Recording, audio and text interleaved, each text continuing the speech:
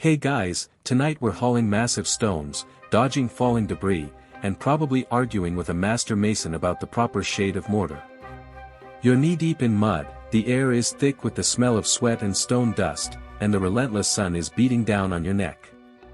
Constructing a medieval castle is no walk in the park, and frankly, you probably won't survive this without at least a few backaches and a healthy dose of existential dread. So, before you get comfortable, take a moment to like the video and subscribe, but only if you genuinely enjoy what I do here. And hey, drop your location and local time in the comments below. I'm always curious where you all are listening from. Now, dim the lights, maybe turn on a fan for that soft background hum, and let's ease into tonight's journey together. You find yourself standing on a windswept hill, overlooking a bustling construction site. This isn't just any construction site, it's the very foundation of your lord's new castle. A castle, you quickly realize, is much more than just a pretty and imposing building. It's a symbol of power, a statement of authority, and, most importantly, a really good place to hide when things get hairy. Your day starts before the sun even thinks about peeking over the horizon. You're woken by the raucous calls of the foreman, a burly man with a voice that could shatter stone. Ironic, isn't it? Breakfast is a hunk of stale bread and maybe a bit of cheese if you're lucky. Fuel, as they say, for a day of back-breaking labor. First, you're tasked with hauling stones. And these aren't just pebbles you're picking up from the beach. We're talking about enormous, jagged rocks that seem to weigh more than you do. You and a team of other laborers strain and grunt, pulling the stones along makeshift wooden tracks. Each movement is a symphony of creaks, groans, and the occasional muttered curse. You swear one of those stones is giving you a side eye. Did you know that some castles required the equivalent of millions of dollars in today's money and decades to complete? A single stone could take weeks, even months, to quarry and transport, demanding not just manpower but ingenious engineering. Lunch is a meager affair, perhaps some watery stew and another chunk of bread. You eat quickly, knowing that any delay will be met with the foreman's wrath. He seems particularly fond of shouting. Maybe he needs a hug. Nah, he'd probably just yell at you for getting too close. Afternoon brings a change of pace, but not necessarily a change for the better. Now you're mixing mortar, a tedious and dusty process that involves combining lime, sand, and water. The lime burns your skin if you're not careful, and the dust gets into everything, your hair, your eyes, your lungs. You cough and splutter, wondering if you accidentally inhaled a small bird. Historians still argue whether the specific composition of mortar significantly impacted the longevity of medieval structures, or if sheer volume of mortar was the more important factor. Either way, you're mixing a lot of it. As you work, you can see the castle slowly rising from the ground. The walls are getting thicker, the towers are beginning to take shape. You see the master mason, a wizened old man with hands as rough as sandpaper, inspecting the work. He seems perpetually displeased, pointing out flaws with a dismissive wave of his hand. You hear him muttering about the inferior craftsmanship of the younger generation. It's fascinating to think about the social hierarchy even within the construction site. Master masons, with their specialized knowledge, were highly respected and well paid. Laborers like you, well, not so much. But every once in a while, a stone would fall during construction, tragically ending the lives of those who had initially been part of the project. In fact, it was considered good luck to bury a small animal, like a chicken or a cat, beneath the foundation of the castle. The idea was that the animal's spirit would protect the castle from evil. Bit morbid, if you ask me. As the sun begins to set, casting long shadows across the landscape, you feel a sense of weary satisfaction. You contributed to something tangible, something that will stand for centuries. Or maybe you just contributed to your lord's ego. Who knows? Later that evening, around the communal campfire, you share stories with your fellow laborers. Some tell tales of legendary battles, others speak of mythical creatures lurking in the nearby forests. You listen intently, letting your imagination run wild. Maybe, just maybe, there's a dragon guarding a hoard of gold beneath the castle. The workdays bleed together, one stone laid after another. You grow calluses on your hands, muscles you never knew you had ache constantly, and your vocabulary has expanded to include a colorful array of curses you never thought possible. You might even find yourself becoming strangely attached to that one particularly stubborn rock that always rolls back down the hill. You start calling him Rocky, and he becomes your own personal nemesis. One day, you hear whispers of an impending siege. Suddenly, the castle takes on a whole new significance. It's no longer just a symbol of power, it's your only hope for survival. You work with renewed urgency, knowing that every stone you lay could be the difference between life and death. You start noticing details you hadn't seen before. The arrow slits in the walls, designed to provide archers with maximum protection. The strategically placed towers, offering a clear line of sight in all directions. The deep moat surrounding the castle, a formidable obstacle for any invading army. You begin to appreciate the ingenuity and planning that went into this incredible structure. It turns out that castles weren't just built for defense. They were also designed to impress. The towering walls, the imposing gatehouse, the elaborate decorations, all were intended to project an image of strength and invincibility. It was all about psychological warfare, really. If the enemy thought they couldn't win, they were less likely to try. You look around at your fellow laborers, their faces etched with determination and fatigue. You see a sense of camaraderie and resilience that transcends social class. You're not just laborers, you are defenders of the realm. You are stone dreamers, building a legacy, one stone at a time. And maybe, just maybe, you'll even survive this whole castle building ordeal. You wonder what will happen once the castle is finished. Will you be rewarded for your hard work? Will you be allowed to live within its walls? Or will you simply be sent on your way, to find another lord, another castle, another mountain of stones to haul? You shrug. For now, all that matters is the task at hand. Laying the stones, mixing the mortar, and building a castle that will stand the test of time. Even if your back never quite recovers. Alright, settle in, settle in. Get comfy. Maybe fluff your pillow.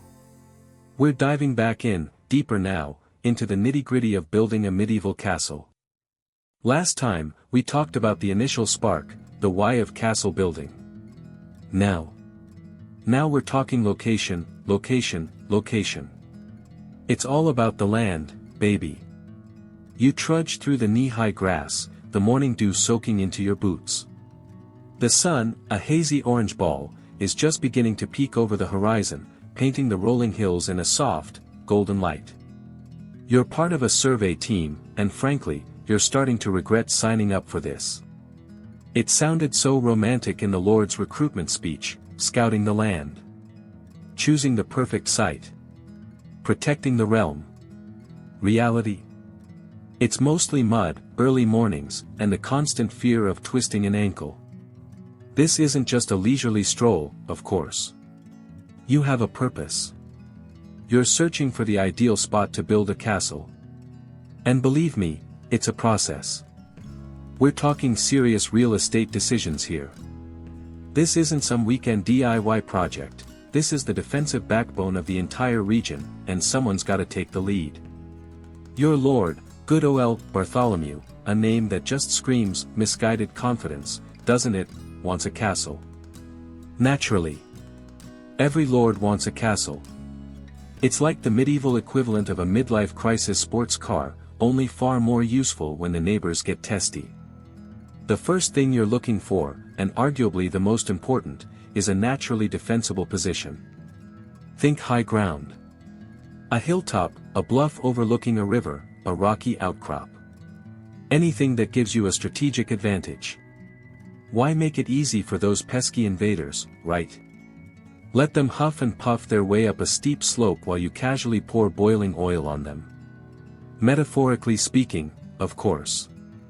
We're trying to keep this PG-13. Ideally, you want a spot that's difficult to approach from multiple directions. A castle surrounded by marshland? Excellent. A narrow pass with sheer cliffs on either side? Even better. A naturally occurring choke point is a defender's best friend. Did you know that many castles were intentionally built near existing Roman ruins? Not just because the Romans had good taste, but because they often chose similarly strategic locations. Talk about recycling. You squint at the horizon, trying to pick out any subtle elevation changes.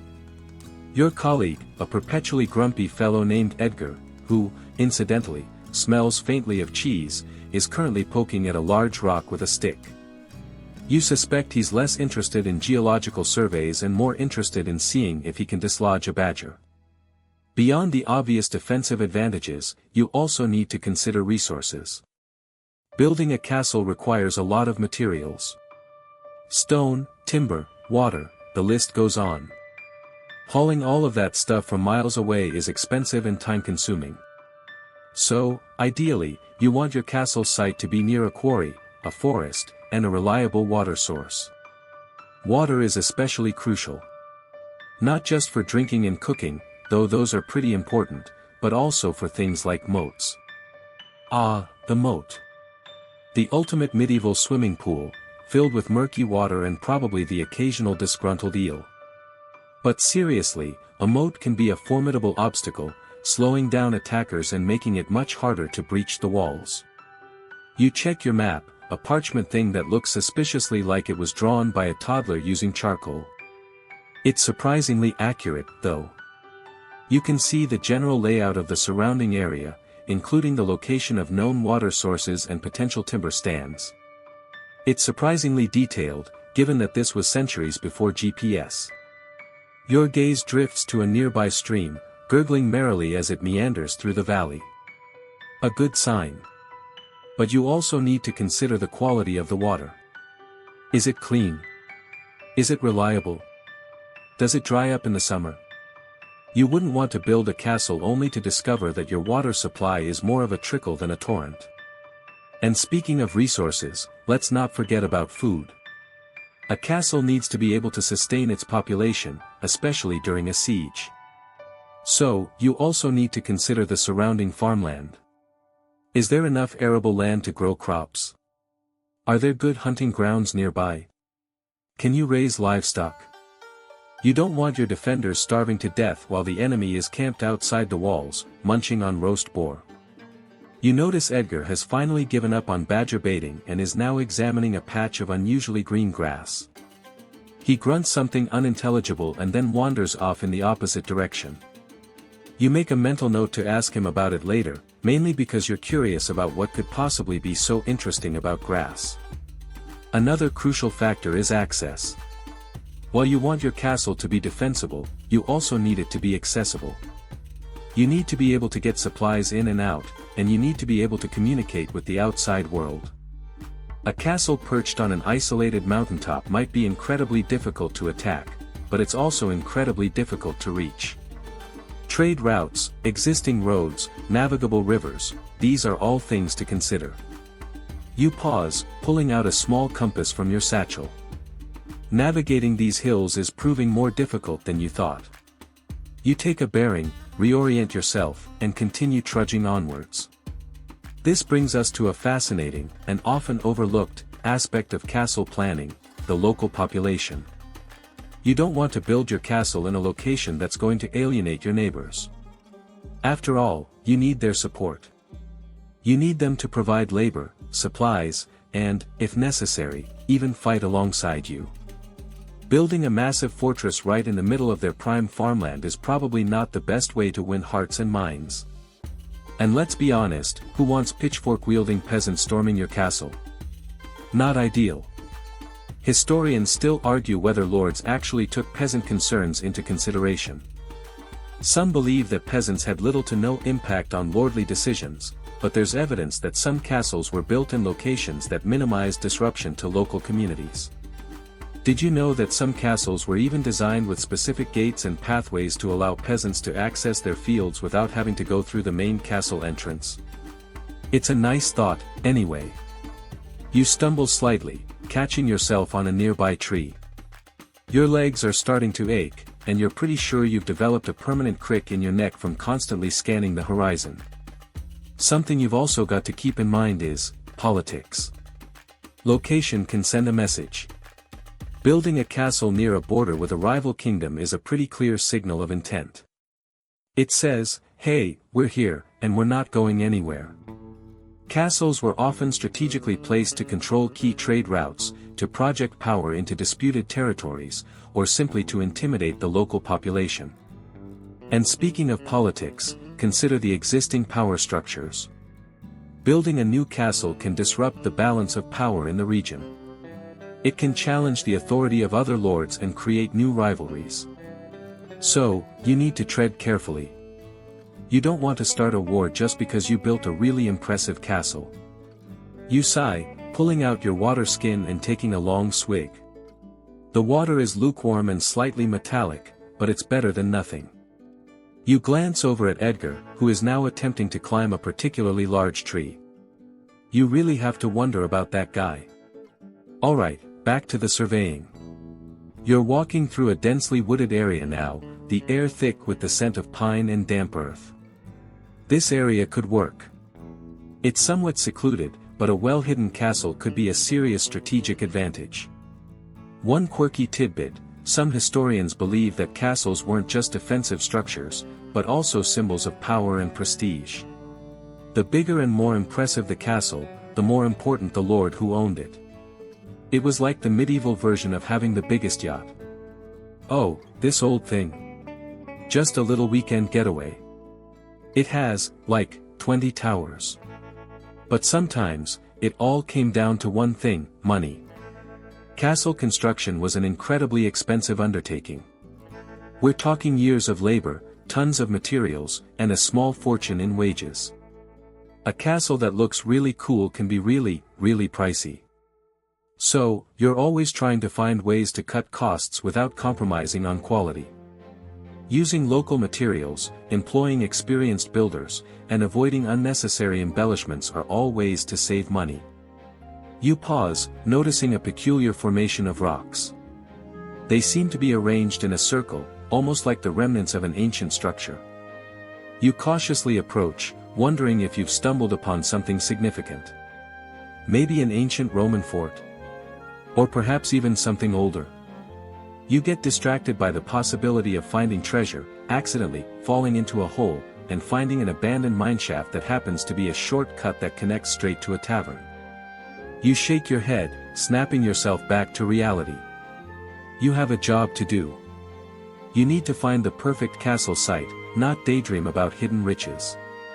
Okay, so you've checked the terrain, the resources, and the political landscape. Now for the most crucial, yet often overlooked thing. Wi-Fi. No, I'm just kidding. Of course, there was no Wi-Fi in the medieval era. But if there was, you better believe lords would have been fighting tooth and nail to get the best connection. Historians estimate that medieval people would have been 1000x happier if they had access to the internet and streaming services. Okay, I am kidding again.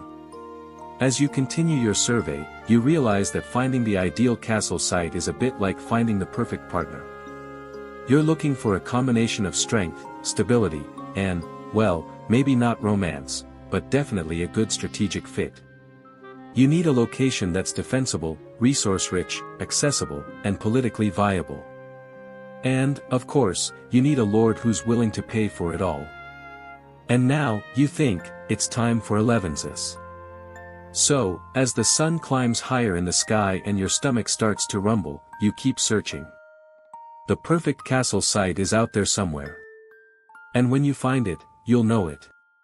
Because it'll be the place where you can stand tall, survey the surrounding lands, and proudly declare, this is where we're building our impenetrable fortress. And maybe, just maybe, I'll finally get a decent night's sleep. Alright, gather round, settle in. Let's talk about stuff. Specifically, stuff in the Middle Ages. Not just any stuff, mind you, but the stuff that made life possible. We're talking resources, baby. Timber, stone, the bread and butter, sometimes literally, of medieval existence. Prepare yourselves, because we're about to dive headfirst into the wonderfully mundane, occasionally terrifying, and often surprisingly complex world of medieval supply chains.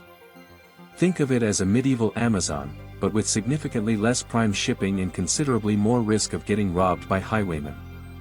You trudge through the pre-dawn mist, the chill seeping into your bones. You're a woodcutter, or at least, you're about to be. Your axe feels heavy in your hands, heavier than it should, probably because you spent too long at the tavern last night discussing the merits of different types of mead. Priorities, right? The forest looms before you, a dark and silent behemoth. You're here for timber. Good, sturdy timber to build houses, barns, ships, siege engines, you name it. Timber was basically the duct tape of the Middle Ages.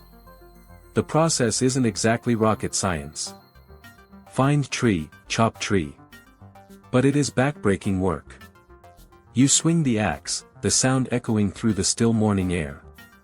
Sweat beads on your forehead.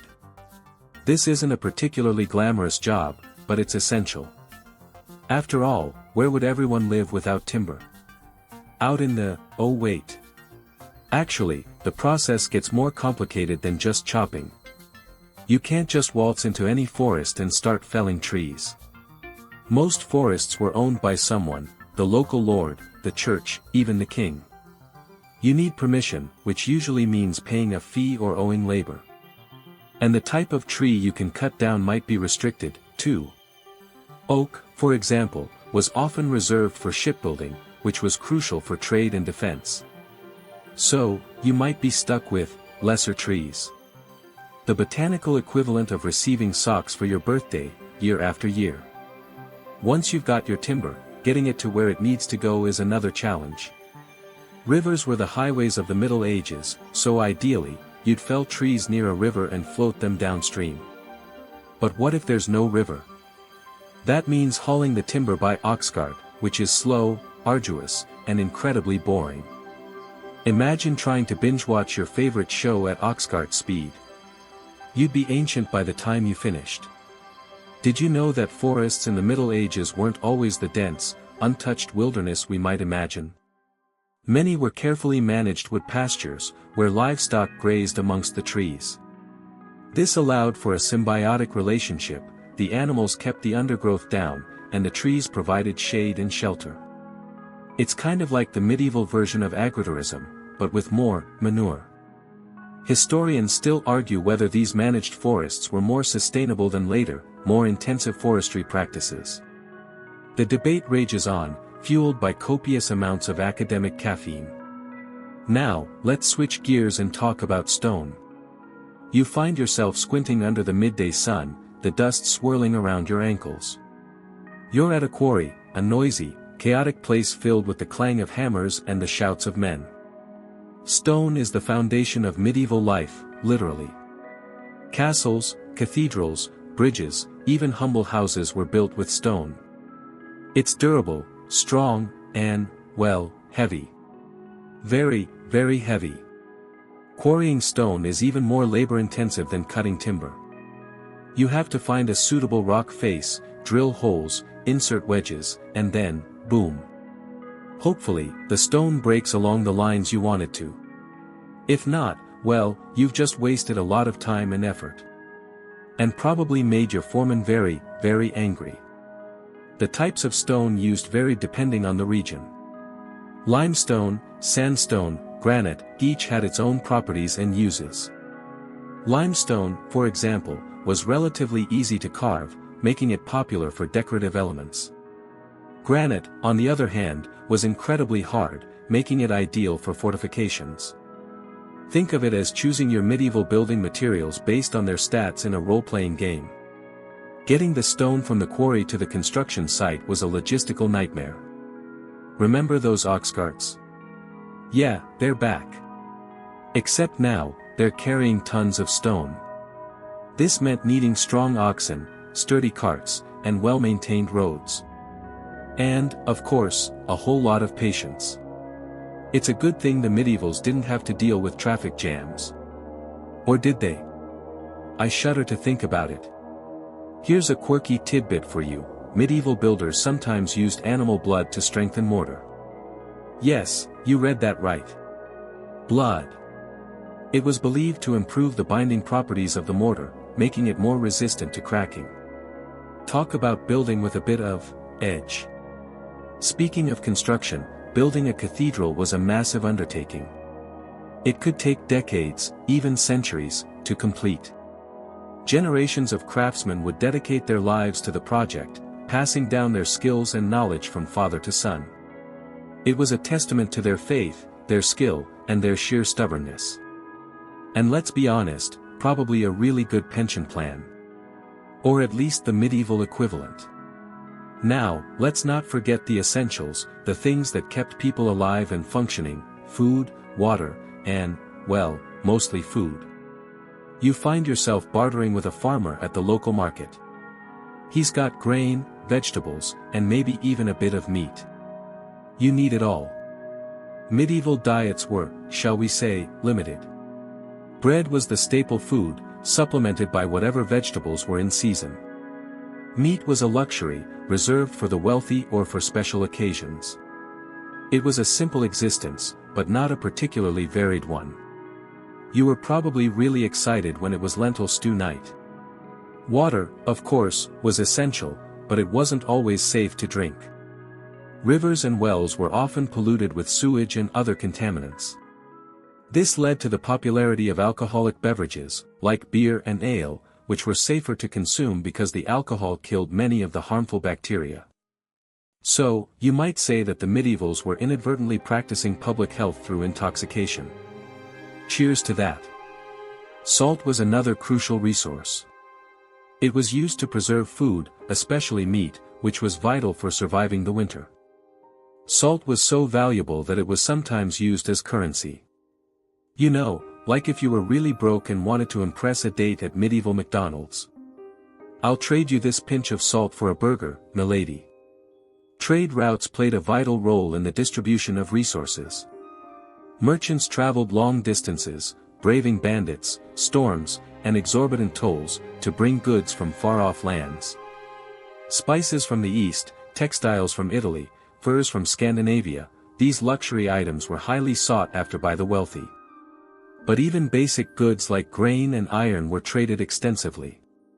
Here's a mainstream historical fact for you: the Silk Road was a major trade route that connected Europe and Asia, facilitating the exchange of goods, ideas, and even diseases. It wasn't just about silk, of course. Spices, porcelain, and precious metals were also traded along this route. It's kind of like the ancient world's version of eBay, but with significantly slower shipping times. Now for a fringe tidbit, some historians believe that Vikings traded with North America centuries before Columbus. There's evidence of Norse settlements in Newfoundland, and some artifacts suggest that they may have ventured further south. Imagine the look on Columbus's face if he had arrived in America only to find a bunch of guys in horned helmets already there, grilling fish and speaking a strange language. Awkward. And of course, no discussion of medieval resources would be complete without mentioning warfare. Sieges were a common occurrence, and they often involved cutting off the enemy's supply lines. Starving a city into submission was a brutal but effective tactic. Imagine the horror of slowly running out of food, watching your neighbors weaken, and knowing that your fate was in the hands of the besieging army. Not exactly a recipe for a relaxing evening. So, there you have it, a whirlwind tour of medieval resources. From the humble woodcutter to the ambitious cathedral builder, the lives of medieval people were shaped by the availability, accessibility, and management of these essential materials. It was a world of hard work, resourcefulness, and constant struggle against the elements. And a world where you could totally pay for your dinner with a pinch of salt. Alright, settle in, friend. Let's talk about, well, you. Not you specifically, but you as a medieval worker. Imagine the year is, let's say 1340. No, hold on, that's terrible timing. The Black Death is right around the corner. Let's rewind a bit. 1320, much better. You're trudging, maybe a little reluctantly, towards the construction site of a grand cathedral. The air is thick with the smells of damp stone, sawdust, and, well, let's be honest, unwashed bodies. It's not exactly Bath and Body Works, is it? You're not the architect, sadly. No grand designs for you. Nor are you likely to be a master mason, carving intricate gargoyles with an artist's eye. More likely, you're somewhere in the middle of the workforce, a skilled laborer, perhaps, or maybe just a strong back willing to haul stone. The work is grueling. Days are long, often sunrise to sunset, dictated by the rhythms of the sun and the tolling of church bells. You're hoisting heavy blocks of limestone, swinging hammers, mixing mortar in a trough, all while dodging flying debris and the sharp words of the foreman. Imagine CrossFit, but with better scenery and a higher chance of getting a rock dropped on your foot. Speaking of feet, yours are probably encased in rough leather boots, hopefully. Maybe just wrapped in rags if you're really down on your luck. The ground is uneven, littered with sharp stones and construction waste. Every step is a potential ankle twister. And the noise. Goodness, the noise. The rhythmic clang of hammers against stone, the rasping of saws, the shouts of men directing operations, it's a constant, relentless cacophony. After a while, you probably just tune it out, a coping mechanism honed over years of backbreaking labor. You might even find some strange comfort in its constancy. Like a medieval white noise machine.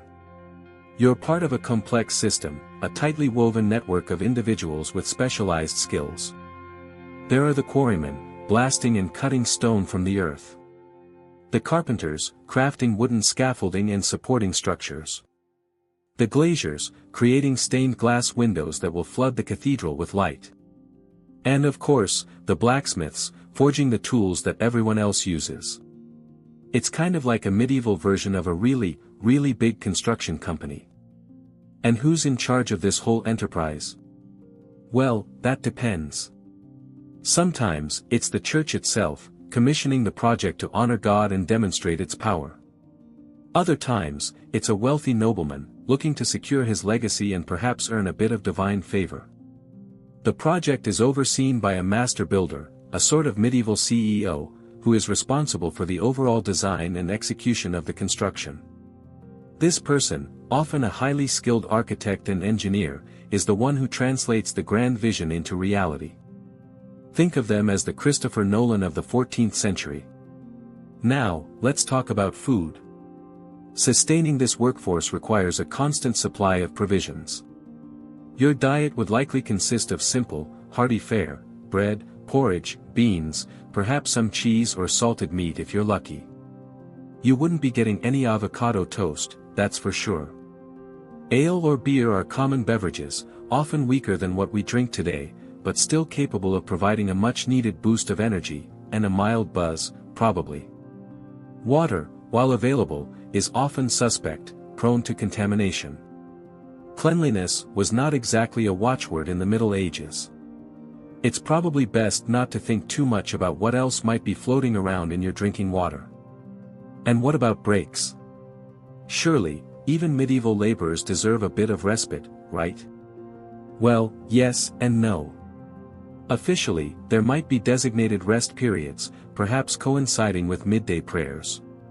But the pressure to keep the project moving forward is immense, and foremen are often eager to squeeze every last drop of effort out of their workers. Time is money, they might have said, if they'd had money. So, you might steal a few moments here and there to catch your breath, find a shady spot to sit, or share a quick joke with a fellow worker. But let's not get too romantic about it. Medieval labor was not exactly a picnic. Injuries were common, and safety standards were non-existent. A fall from scaffolding, a misplaced hammer blow, a collapsing wall, any of these could lead to serious injury or even death. And if you were injured, there was no workers' compensation. You were simply out of work, left to fend for yourself as best you could. It's a stark reminder of the harsh realities of life in the Middle Ages. But, it wasn't all doom and gloom. There was also a sense of community, a shared purpose in creating something magnificent, something that would endure for generations to come. You're working alongside friends, neighbors, even family members. You share stories, jokes, and the occasional complaint about the foreman. There's a camaraderie that binds you together, a sense of belonging to something larger than yourself. You might even develop a specific skill that you can be proud of, a craft that you can pass down to your children. Interestingly, while we often think of medieval society as rigidly hierarchical, there was actually a surprising amount of social mobility for skilled laborers. A talented craftsman could potentially rise through the ranks, becoming a foreman, a master mason, or even a master builder himself. Think of it as the medieval equivalent of starting in the mailroom and becoming CEO. Of course, social mobility wasn't the norm. Your status largely depended on your birth and upbringing.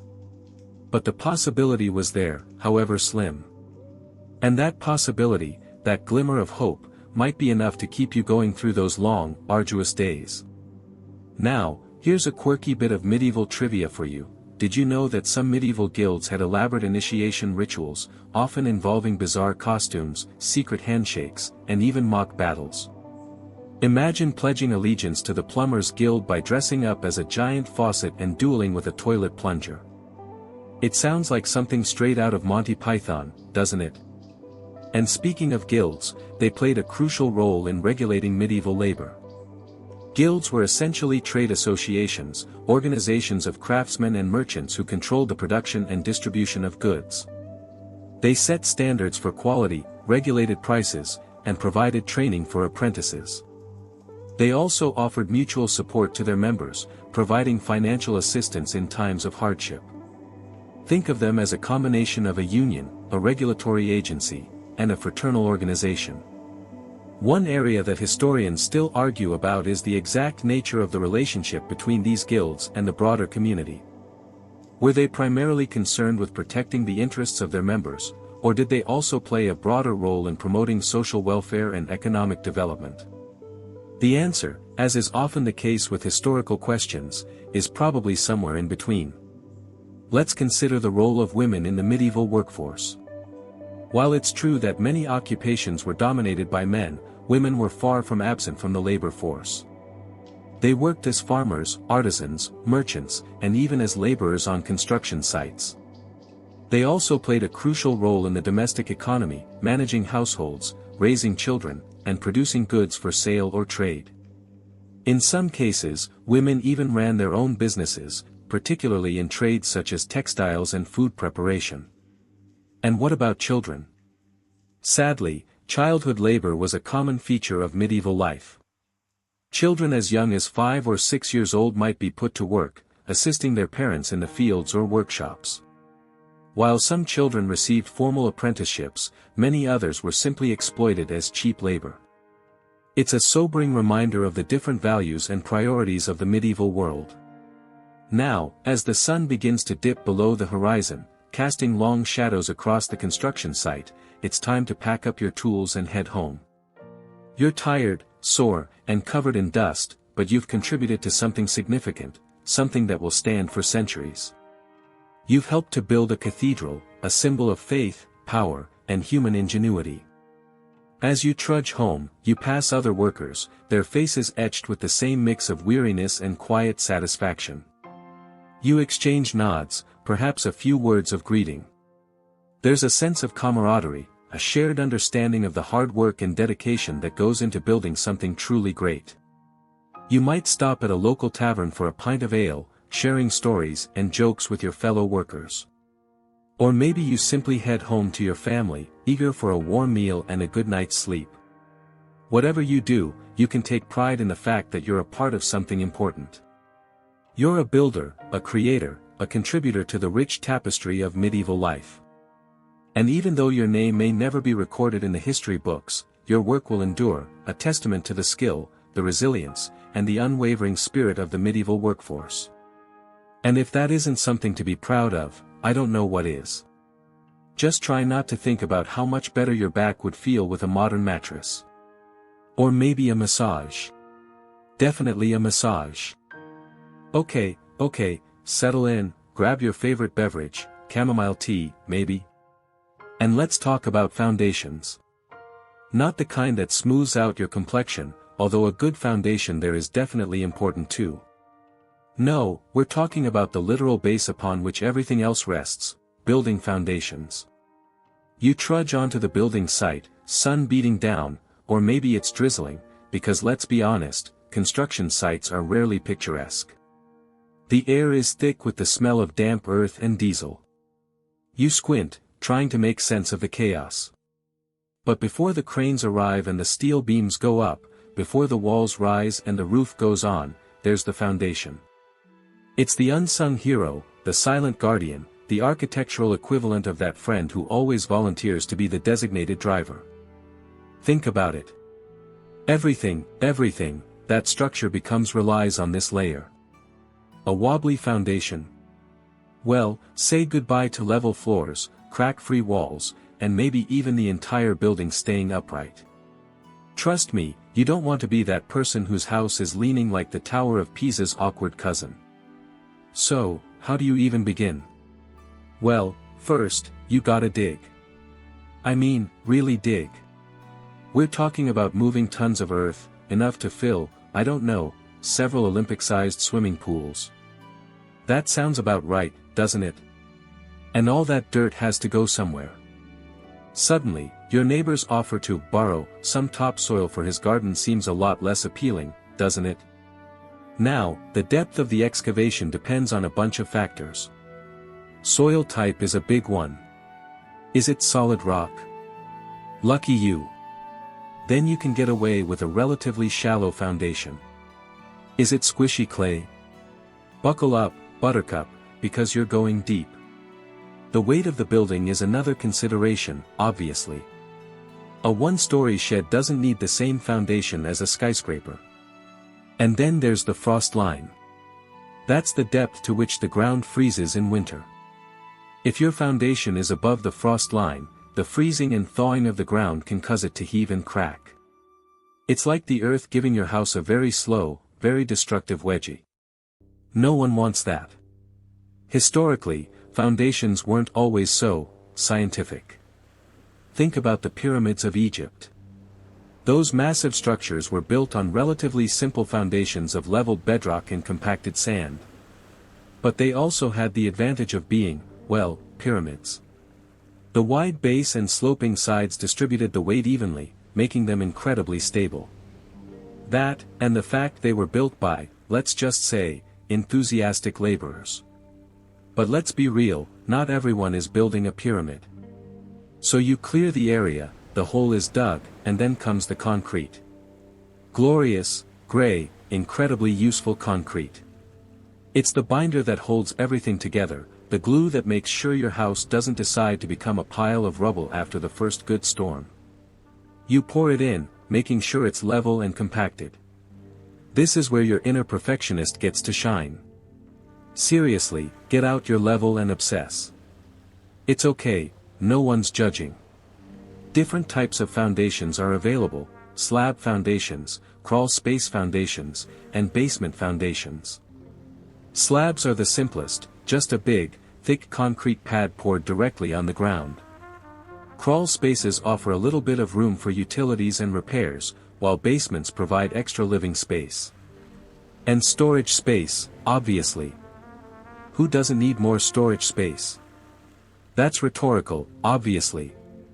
While you're admiring your freshly poured concrete, remember the rebar. Those steel reinforcing bars embedded within the concrete give it extra strength and prevent cracking. Think of them as the skeleton of your foundation, holding everything together when the concrete feels like taking a little break. Now, let's talk about drainage. Water is the enemy of foundations.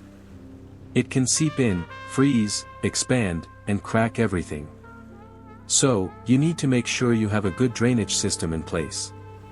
We're talking about gravel, perforated pipes, and maybe even a sump pump to whisk away any unwanted moisture. It's like building a tiny moat around your house, but instead of protecting it from invaders, you're protecting it from the elements. Here's a quirky tidbit: Roman concrete, used in structures like the Pantheon, was incredibly durable and is still standing after thousands of years. Its secret ingredient? Volcanic ash. Modern concrete just doesn't have the same longevity. Historians still argue whether the precise formulation of Roman concrete is completely understood, but it's safe to say they knew what they were doing. I mean, they built an entire empire on it, so. Another historical fact that might surprise you.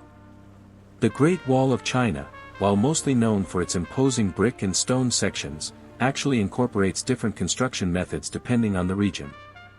In some areas, rammed earth was used for the foundations, showing that even in ancient times, builders adapted to local resources and conditions. Now, you might be thinking, okay, I get it. Foundations are important. But can't I just skip this step and build my house on, like, a giant trampoline? No. No, you cannot. Well, you could, but I wouldn't recommend it. Imagine trying to cook dinner while your entire kitchen is bouncing. Or trying to take a shower when the floor keeps shifting beneath your feet. And don't even get me started on trying to sleep. Let's not forget about the importance of proper surveying. Before you even break ground, you need to know exactly where your property lines are and where your house is going to sit on the lot. You don't want to accidentally build part of your house on your neighbor's property. Trust me, that will not end well. Especially if your neighbor is the Hulk. Remember that joke about the architect who forgot to put in the foundation? He went back to fix it, but he just couldn't find the bottom line. Batum TSS. I know, I'm here all week. Try the veal. And before you start thinking foundations are only important for houses and buildings, consider bridges. The foundations of a bridge are arguably even more critical, especially for long-span bridges that cross vast bodies of water. These foundations need to withstand immense loads and the constant forces of wind and waves. It's a serious business. There's also the matter of dealing with unforeseen problems. You might dig down and discover an underground spring, a giant boulder, or even, gasp, the remains of a long-forgotten civilization. Okay, maybe not the civilization part, but you never know. Construction is full of surprises, most of them not very pleasant. Historians still argue whether the discovery of pre-existing structures underneath building sites, or even artifacts that may be considered significant, constitute the need to stop construction while the archaeological value of the site is determined. While many countries have laws to protect their heritage, some argue that the cost of preserving these sites outweighs the potential scientific gain. But I digress. Remember to get the correct permits. Building codes and regulations are there for a reason. They ensure that your foundation is built safely and to a certain standard. Ignoring them can lead to fines, delays, and even having to tear down your work. It's definitely not worth the hassle. Here's a little-known fact: in some parts of the world, foundations are made from materials other than concrete. In areas with abundant bamboo, for example, bamboo can be used to reinforce earth structures, providing a sustainable and surprisingly strong foundation. Talk about thinking outside the box. And speaking of thinking outside the box, what did the foundation say to the house? Hang in there, I've got you covered. You might think that once the foundation is poured, the job is done. But that's not true. The concrete needs time to cure properly. This means keeping it moist and protected from extreme temperatures. It's like raising a baby, but made of concrete. It needs constant care and attention, even if it can't cry and keep you up at night. So, there you have it. A whirlwind tour of the wonderful world of foundations. It might not be the most glamorous part of construction, but it's arguably the most important. Without a solid foundation, your building is just a house of cards waiting to collapse. And nobody wants that, do they? Alright, wanderer, let's talk walls. Not just any walls, mind you, but the kind that separate you from a very bad day, the kind that make invaders sigh dramatically before even bothering to sharpen their swords. So, you trudge alongside the construction, feeling the grit of the mortar dust between your teeth. Charming, isn't it? This isn't some flimsy picket fence, after all. This is a proper defense, layers upon layers of stone, brick, and human ingenuity all piled together to make a statement: keep out. Seriously. We have snacks. You see the masons, their faces weathered and etched with the story of 1,000 sunrises, carefully laying each stone. It's a slow process, almost meditative. Mortar, a crucial component, is mixed in large troughs, a slurry of lime, sand, and water. Sometimes, depending on the region and the era, they'd add other ingredients, ground oyster shells for extra strength, or even, allegedly, horsehair to bind it all together. Can you imagine the smell? Lovely. It's all a delicate balance. Too much water and the mortar is weak, too little and it's unworkable. Just like my coffee this morning. The stones themselves are another story. Some are roughly hewn, pulled straight from the earth and used as they are, their irregular shapes adding a certain rustic charm. Others are meticulously dressed, each one a perfect rectangle, fitting snugly against its neighbor like pieces of a giant, stony jigsaw puzzle. The type of stone depends, of course, on what's available locally. Limestone, granite, sandstone, each imparts a different character to the wall, a different shade, a different texture. Imagine the logistics involved in quarrying, transporting, and hoisting these massive blocks into place. No cranes here, friend. Just muscle, levers, and a whole lot of grunting. Actually, I think I can still hear them. The echoes of back pain reverberate through the ages. And speaking of ages, you realize that the construction techniques themselves are constantly evolving. From the simple, dry stone walls of ancient times, where stones are stacked without mortar, relying solely on their weight and interlocking shapes, to the sophisticated mortared walls of the medieval era, where engineering principles are applied to create towering, seemingly impenetrable barriers. The Romans, naturally, were masters of this art. Their concrete, made with volcanic ash, was so durable that structures built millennia ago are still standing today. Think about that next time you stub your toe on some ancient Roman ruins. It's a testament to their ingenuity, and maybe slightly poor city planning. Now, while you're admiring the sheer massiveness of the wall, let's consider the defensive features. It's not just a big pile of rocks, you know. There are clever little tricks and techniques employed to make life miserable for any would-be attacker. You notice the battlements along the top of the wall, those alternating high and low sections that provide cover for defenders while allowing them to fire arrows or hurl rocks down onto the enemy. Then there are the machicolations, overhanging projections with openings in the floor, through which nasty things like boiling oil, or, more likely, boiling water, can be poured onto anyone trying to scale the wall. Ouch. Talk about a bad day. Keep an eye out for arrow slits, narrow vertical openings that allow archers to fire upon the enemy while remaining relatively protected. The slits are often splayed, wider on the inside than the outside, giving the archer a wider field of fire. And look at the towers, strategically positioned along the wall to provide flanking fire, preventing attackers from concentrating their efforts on a single point. These towers aren't just for show, they're vital for controlling the battlefield. It's like a really intense game of chess, except instead of pawns, you have heavily armed soldiers, and instead of a board, you have a wall, and instead of chess, it's war.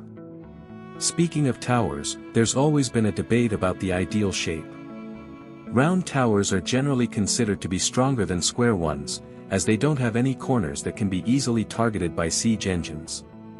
However, square towers are easier and cheaper to build.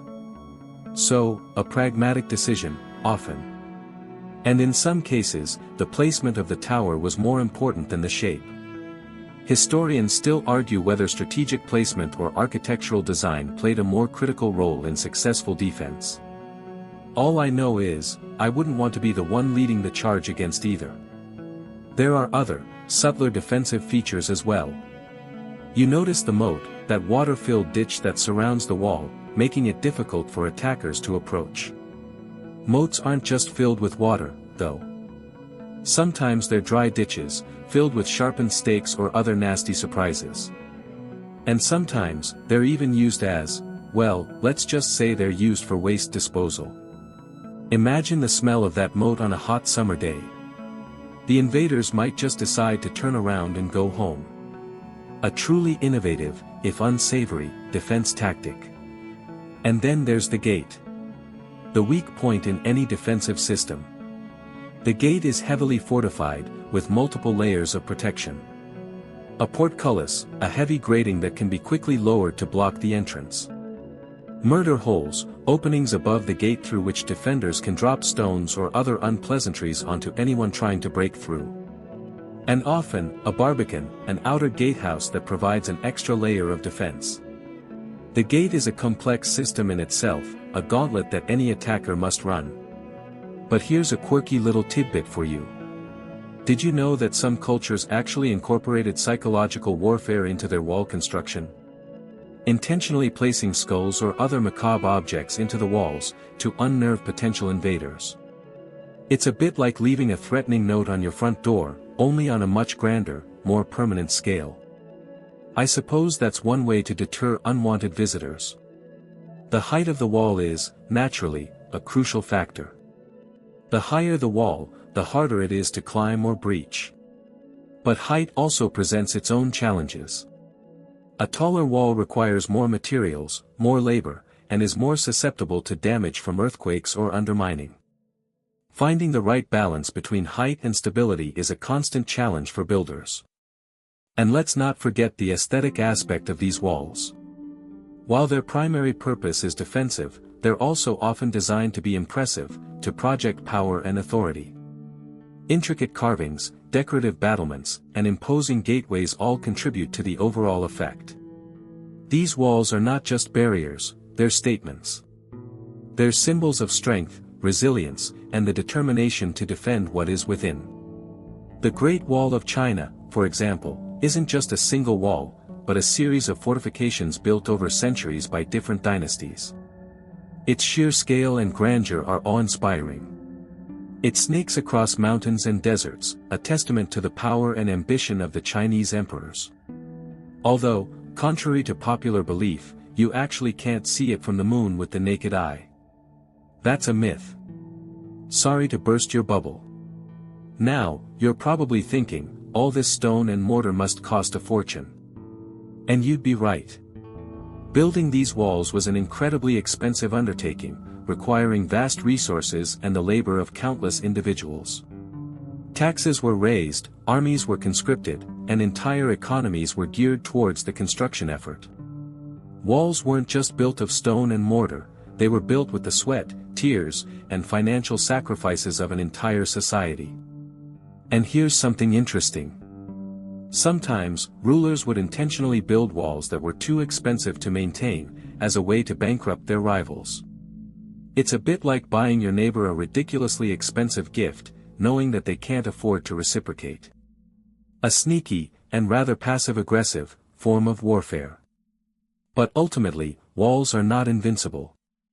Siege engines, like catapults and trebuchets, can hurl massive stones and other projectiles at the walls, weakening them over time. Tunnels can be dug beneath the walls, causing them to collapse. And sometimes, the attackers simply find a way to climb over or break through the gate. Walls can be breached, and cities can fall. But that doesn't diminish their importance. Walls provide protection, deter attackers, and buy time for defenders to prepare. They are a vital part of any defensive system. You take a step back and survey the rising walls, feeling the weight of history pressing down on you. These stones have witnessed countless battles, sieges, and triumphs. They stand as a silent testament to human ingenuity, resilience, and the enduring desire to protect what is ours. And honestly, after witnessing all this, you're suddenly feeling incredibly grateful for your own front door. And maybe a little paranoid. I wonder if I should reinforce mine. Alright, settle in, friend. Find your comfiest cushion, maybe brew a cup of chamomile. We're going to talk about towers and keeps, those stony behemoths that once dominated the landscape, whispering tales of sieges, strategies, and frankly, a whole lot of waiting. You trudge along, imagining yourself as a weary traveler, the imposing silhouette of a castle growing larger against the setting sun. You can almost feel the chill in the air, the dampness clinging to your cloak. The anticipation, or perhaps dread, builds with each step. Towers, those glorious vertical aspirations of medieval architects, they weren't just there to look pretty, you know. Though, let's be honest, some of them were pretty darn majestic. Think of them as the eyes and ears of the castle, the high-definition security cameras of their day, only instead of pixels, you had, well, people. Standing, presumably bored, for hours. Scanning the horizon. You strain your eyes, picturing yourself up there, the wind whipping around you, the endless panorama stretching before you. The sheer tedium of it all. You can practically hear the internal monologue of a bored sentry, another day, another suspiciously fluffy cloud. Is that a glint of sunlight on armor, or just a shiny rock? Probably a rock. Definitely a rock. I hope Agnes baked that apple pie I asked her to. From those lofty perches, archers could rain down arrows upon approaching enemies, boiling oil could be, well, you get the picture. Let's just say it wasn't exactly a spa treatment. Towers were often strategically placed to provide overlapping fields of fire, meaning no matter where you attacked, some pointy object was likely to find its way towards you. You wince, imagining yourself caught in that deadly crossfire, the air thick with whistling arrows. It's not a comforting thought, is it? You quicken your pace, eager to find the protection of the castle walls. Historians still argue whether concentric castles, with their multiple layers of defense, were primarily designed for greater defensive capability or as a display of power and wealth. I mean, let's be real, probably both. Nothing says, "Don't mess with me," like a ludicrously expensive fortress that could withstand, like, 3 apocalypses. And speaking of wealth, did you know that some medieval lords actually decorated their towers with tapestries and even had small gardens on the roofs? Talk about curb appeal. You smirk, picturing a medieval homeowners association debating the merits of petunias versus geraniums on the battlements. Harold, those geraniums are so last season. And then we have the keep, the heart and soul of the castle, the ultimate fallback position. It was usually the strongest and most heavily defended part of the complex, often a massive stone structure designed to withstand prolonged sieges. Think of it as the VIP lounge of the castle world, the place where the lord and his family would retreat when things got a little heated. You imagine the lord, sipping wine in his keep, completely unfazed by the chaos raging outside. Another siege? Oh well, more time for me to finish this tapestry. You reach the main gate, its massive iron-studded doors looming before you. You can practically smell the musty stone, the hint of wood smoke lingering in the air. The portcullis, a heavy grating that could be dropped in an instant, hangs menacingly above. You feel a sudden urge to turn around and run, to find a nice, quiet village with 0 fortifications, but alas, curiosity gets the better of you. You push onward, into the shadowed depths of the castle courtyard. The design of keeps evolved over time. Early Mott and Bailey castles featured wooden keeps built on artificial mounds, but these were vulnerable to fire. Later, stone keeps became the norm, offering greater protection against both attack and the elements. You shiver, imagining the sheer effort involved in hauling those massive stones into place, the countless hours of backbreaking labor. It's no wonder they had so many feasts, they needed to refuel. One particularly quirky thing about keeps is the existence of murder holes, openings in the ceiling above gateways or passages through which defenders could drop rocks, boiling water, or other unpleasant surprises on anyone attempting to force their way in. You shudder, imagining the chaos and carnage of such an attack. It's not a pretty picture, is it? You find yourself instinctively looking up, just in case. Historians still argue about the effectiveness of different siege tactics. Some swear by trebuchets, those massive catapults capable of launching enormous projectiles over the walls. Others favored mining, the practice of digging tunnels under the walls to collapse them. And then there was good old-fashioned starvation, a slow and agonizing method that could eventually force even the most stubborn defenders to surrender. You grimace, imagining the desperation and suffering of those trapped within the castle walls, the gnawing hunger, the dwindling supplies. It's a somber reminder of the brutal realities of medieval warfare. Now, here's a random fact for you. Edward I, the English king known as Longshanks, was a huge fan of castles. He built a whole string of them in Wales to subdue the Welsh population. These weren't just any castles, mind you. They were massive, imposing structures designed to intimidate and control. You picture the Welsh, gazing up at those formidable fortresses, their hopes slowly crumbling. You can almost hear the whispers of rebellion, the simmering resentment. Edward, it seems, understood the power of architecture as a tool of domination. As you wander deeper into the castle, you notice the intricate network of passages and stairways, the deliberate twists and turns designed to confuse and disorient any attackers who manage to breach the outer walls. You can easily imagine getting lost in this labyrinthine maze, stumbling through the darkness, your heart pounding in your chest. It's a cleverly designed death trap, isn't it? And did you know that some castles had secret passages? You know, for those times when the Lord needed to make a quick getaway or, sneak out for a clandestine rendezvous. You raise an eyebrow, imagining the Lord, disguised in a hooded cloak, tiptoeing through the hidden corridors, his romantic intentions perhaps not entirely honorable. You shake your head, chuckling at the thought. While castles were primarily defensive structures, they also served as centers of administration and power. They were the seat of the Lord's authority, the place where he held court, dispensed justice, and collected taxes. You imagine the Lord, seated on his throne, surrounded by his advisors, issuing decrees and settling disputes. You can almost hear the murmur of voices, the clatter of paperwork, the weight of responsibility. But sometimes, even the strongest towers and keeps could fall. Treachery, disease, or simply overwhelming force could breach the defenses and bring down even the most formidable fortress. You think of the countless castles that now lie in ruins, their walls crumbling, their towers toppled, silent testament to the futility of war.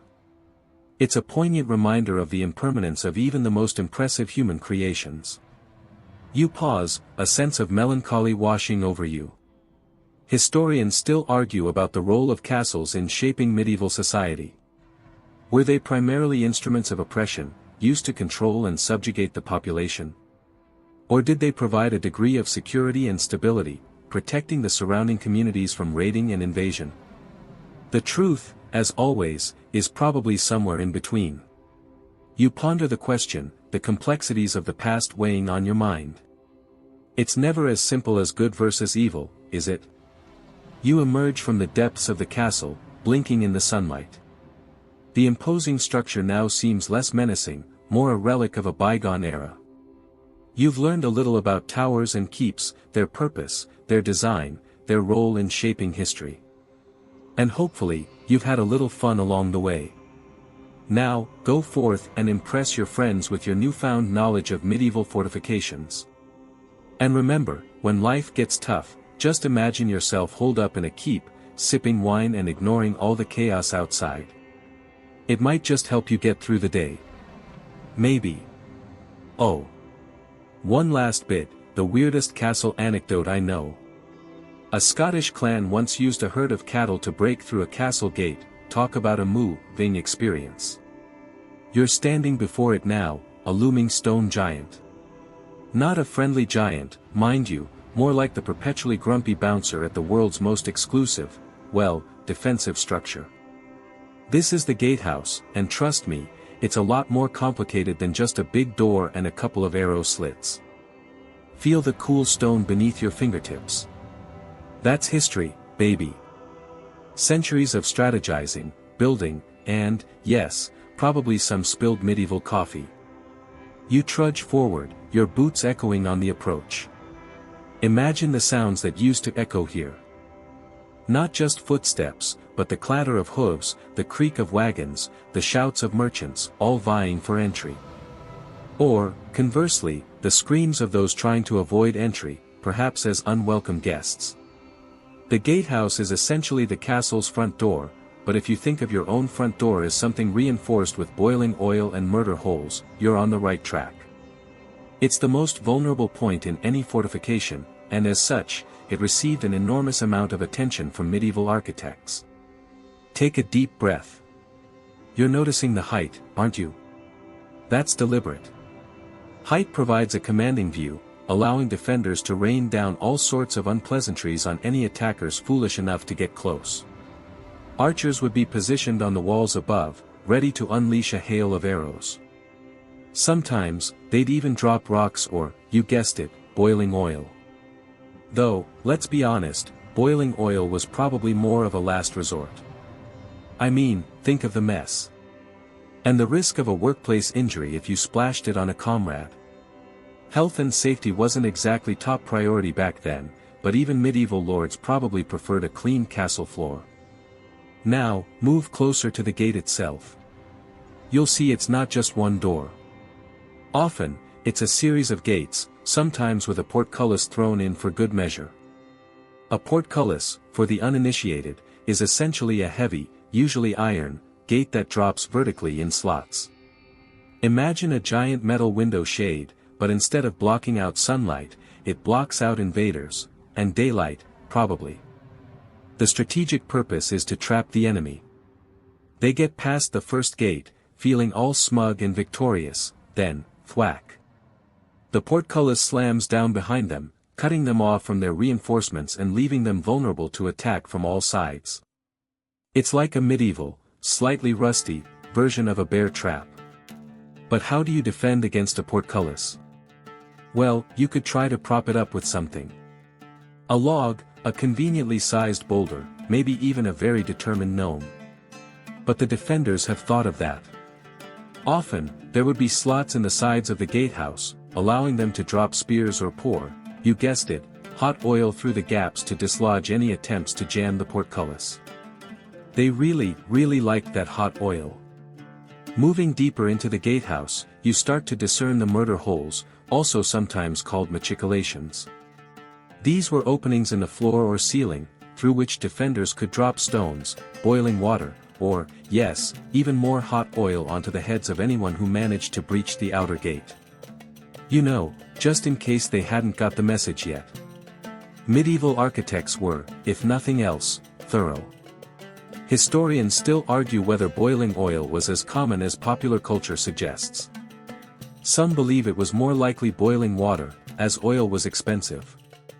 Others claim that the psychological effect of saying you're going to use boiling oil was often enough to deter attackers. Either way, the threat was very real and very unpleasant. Now, let's consider the psychological aspect of the gatehouse. Standing before it, you feel intimidated. That's precisely the point. The sheer size and complexity of the structure were designed to break the enemy's morale before they even launched an attack. It says, in no uncertain terms, turn back now. Seriously, just go home. We have hot oil. But what if the enemy was particularly stubborn? What if they had siege engines, battering rams, or, heaven forbid, catapults? The gatehouse had to be designed to withstand serious punishment.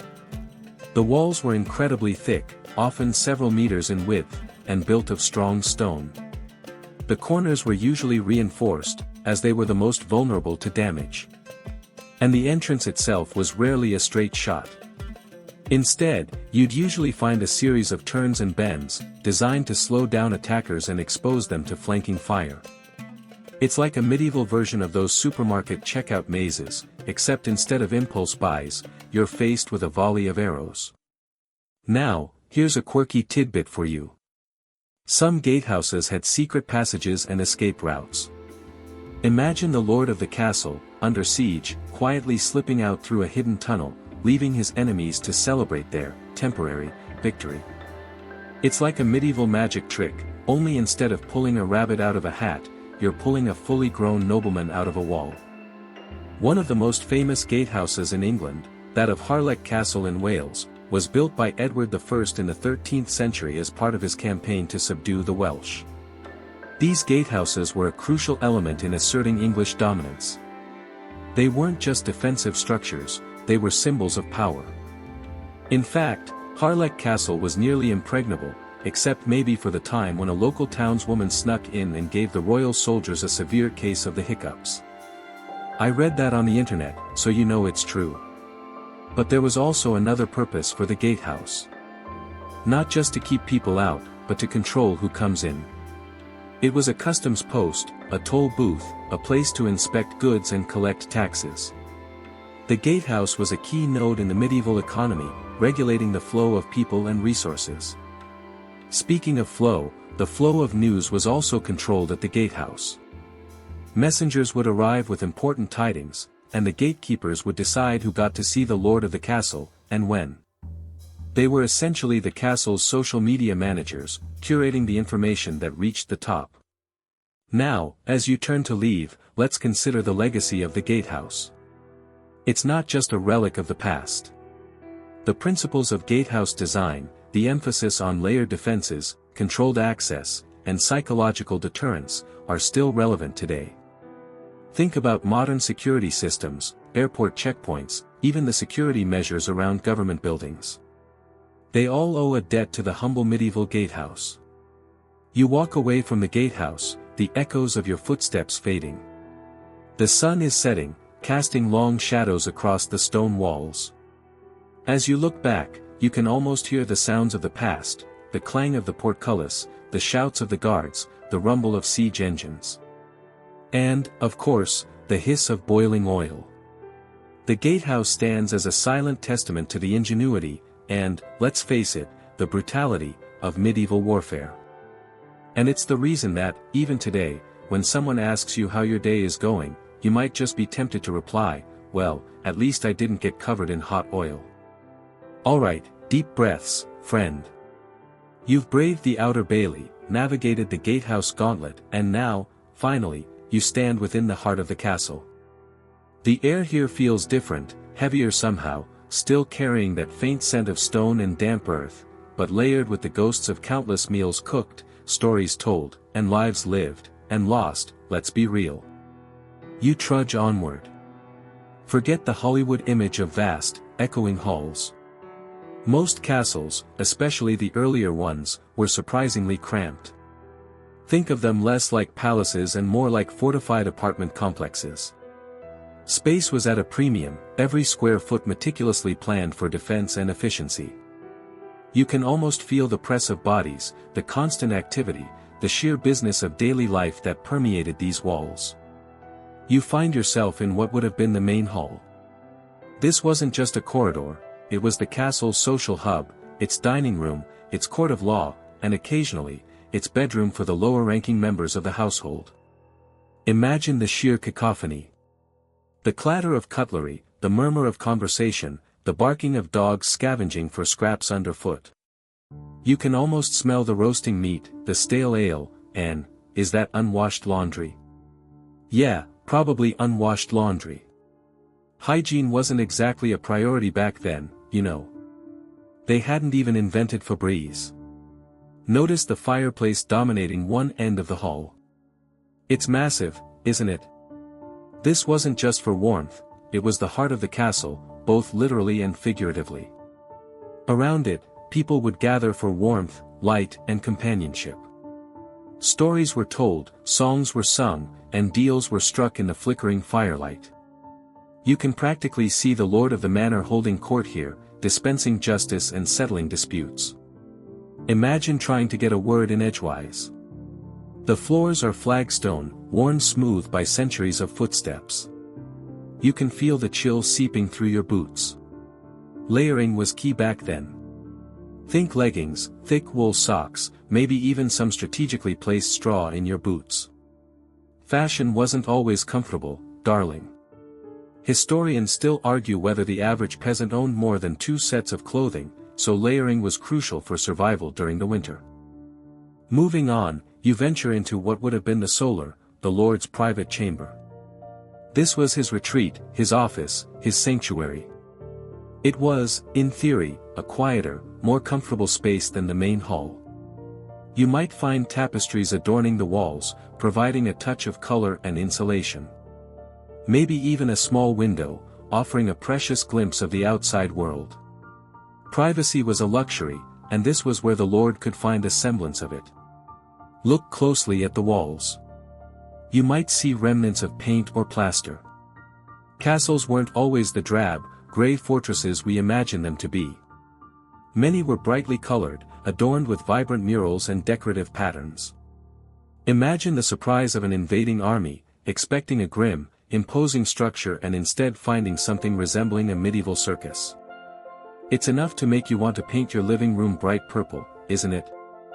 Adjacent to the solar would often be the Lord's bedchamber. Now, don't expect a plush, king-sized mattress with Egyptian cotton sheets. We're talking a raised platform with a straw-filled mattress, covered with coarse linen. Maybe a fur blanket if you were lucky. And the bed wasn't just for sleeping. It was also a symbol of status and authority. Important guests might even be received in the Lord's bedchamber, which must have been incredibly awkward when someone had morning breath. The garderobe, or toilet, was usually located off the bedchamber. And I use the word toilet loosely. It was basically a hole in the wall that emptied into a cesspit or moat below. Charming, isn't it? And yes, they did sometimes fall in. It was a hazard of medieval life. Imagine the humiliation, not to mention the stench. Some castles even had multiple cedar garderobes, which, well, let's just say it wasn't a solitary activity. You venture further into the castle's labyrinthine interior, finding yourself in the kitchens. The air here is thick with the aroma of something vaguely edible. Or maybe it's just the lingering scent of centuries of cooking. The kitchens were a hive of activity, constantly bustling with cooks, scullions, and servants preparing meals for the Lord and his household. Imagine the chaos. The chopping, the stirring, the shouting. It was basically a medieval version of a reality cooking show, only with fewer eliminations and more questionable ingredients. The ovens are massive, capable of baking enough bread to feed an army. The hearths are blackened with soot, testament to countless hours of cooking. You can almost hear the sizzle of roasting meat, the bubbling of stews, the rhythmic thud of a butcher cleaving bones. Medieval cuisine was surprisingly varied, depending on the region and the season. They ate everything from boar and venison to fish and fowl. And lots of bread. Seriously, so much bread. Historians still argue whether spices were widely used. Some believe they were a luxury item, reserved for the wealthy, while others argue that they were more common than we think, used to mask the taste of spoiled food. Which, let's be honest, probably happened more often than they'd like to admit. Food poisoning was a very real threat. Now, let's climb up to the chapel. Even in a castle designed for war, spiritual life held a central place. The chapel, often located in the upper levels, offered a quiet space for prayer and reflection. Imagine the stained glass windows, casting colorful patterns on the stone floor. The flickering candlelight, illuminating the faces of those seeking solace. Religion was a constant presence in medieval life, shaping their beliefs, their morals, and their daily routines. Even a seemingly mundane task like baking bread carried religious significance.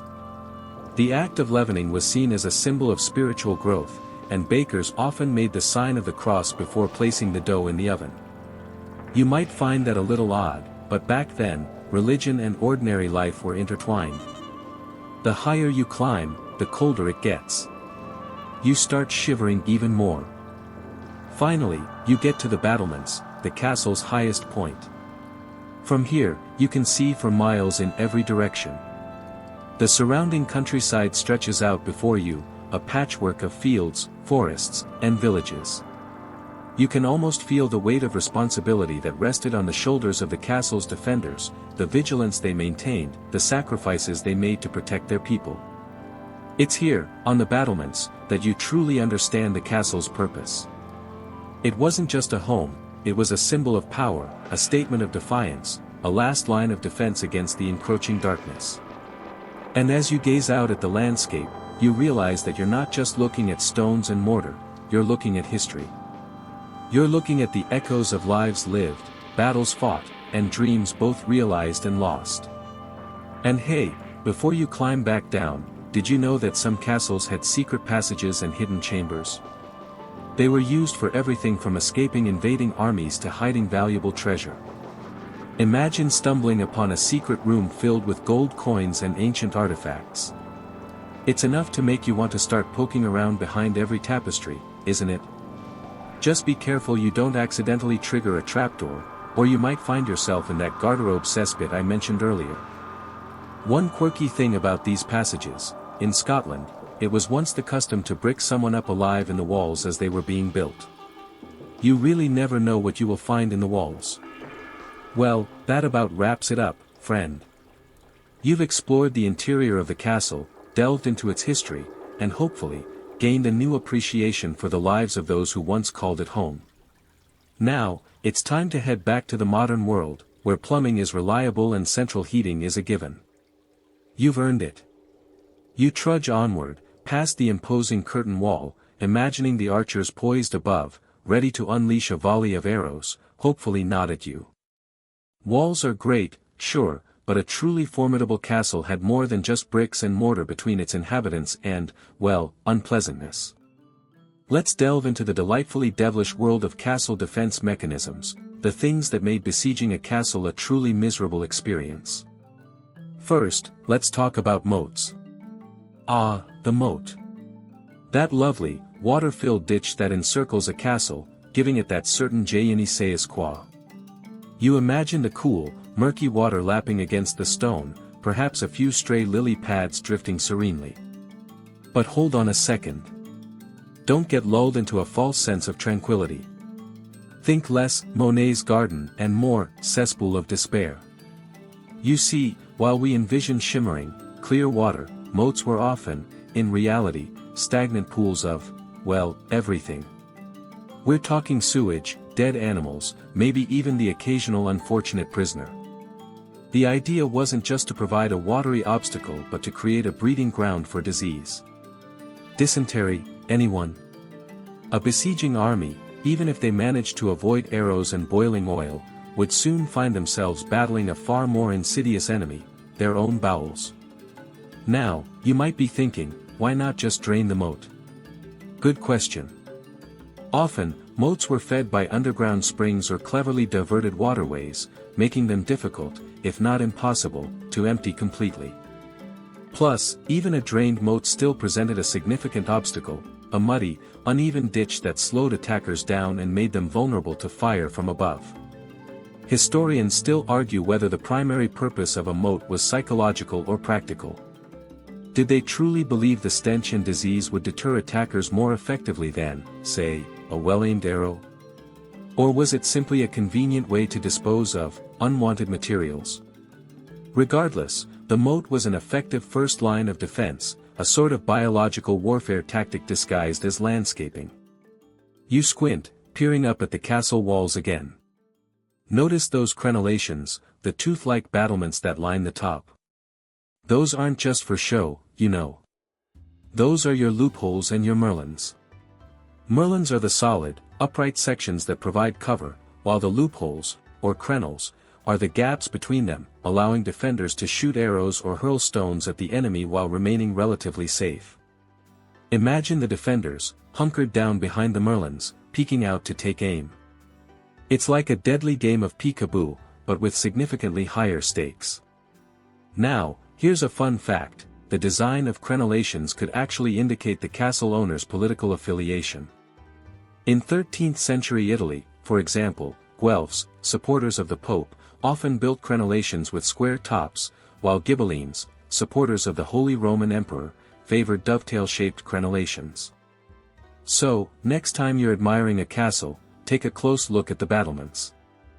You might be able to decipher its owner's allegiance. It's like architectural gang signs, only much more permanent. As you continue your imaginary siege, you notice something else: small, dark openings just above the gatehouse. These, my friend, are murder holes. The name is rather self-explanatory, isn't it? These were essentially holes in the ceiling through which defenders could drop all sorts of unpleasant things onto attackers attempting to breach the gate. Think boiling oil, hot sand, quicklime, or even just heavy rocks. I think I heard one time that someone dropped beehives on invaders from there, but then again, it could just be bees in my bonnet. The beauty of murder holes was their versatility. They allowed defenders to target vulnerable areas, the heads and shoulders of attackers huddled beneath the gatehouse. Plus, they were difficult to counter. An attacker could try to shield themselves, but that would only slow them down, making them even more vulnerable. Imagine trying to storm a gate while simultaneously dodging scalding oil raining down from above.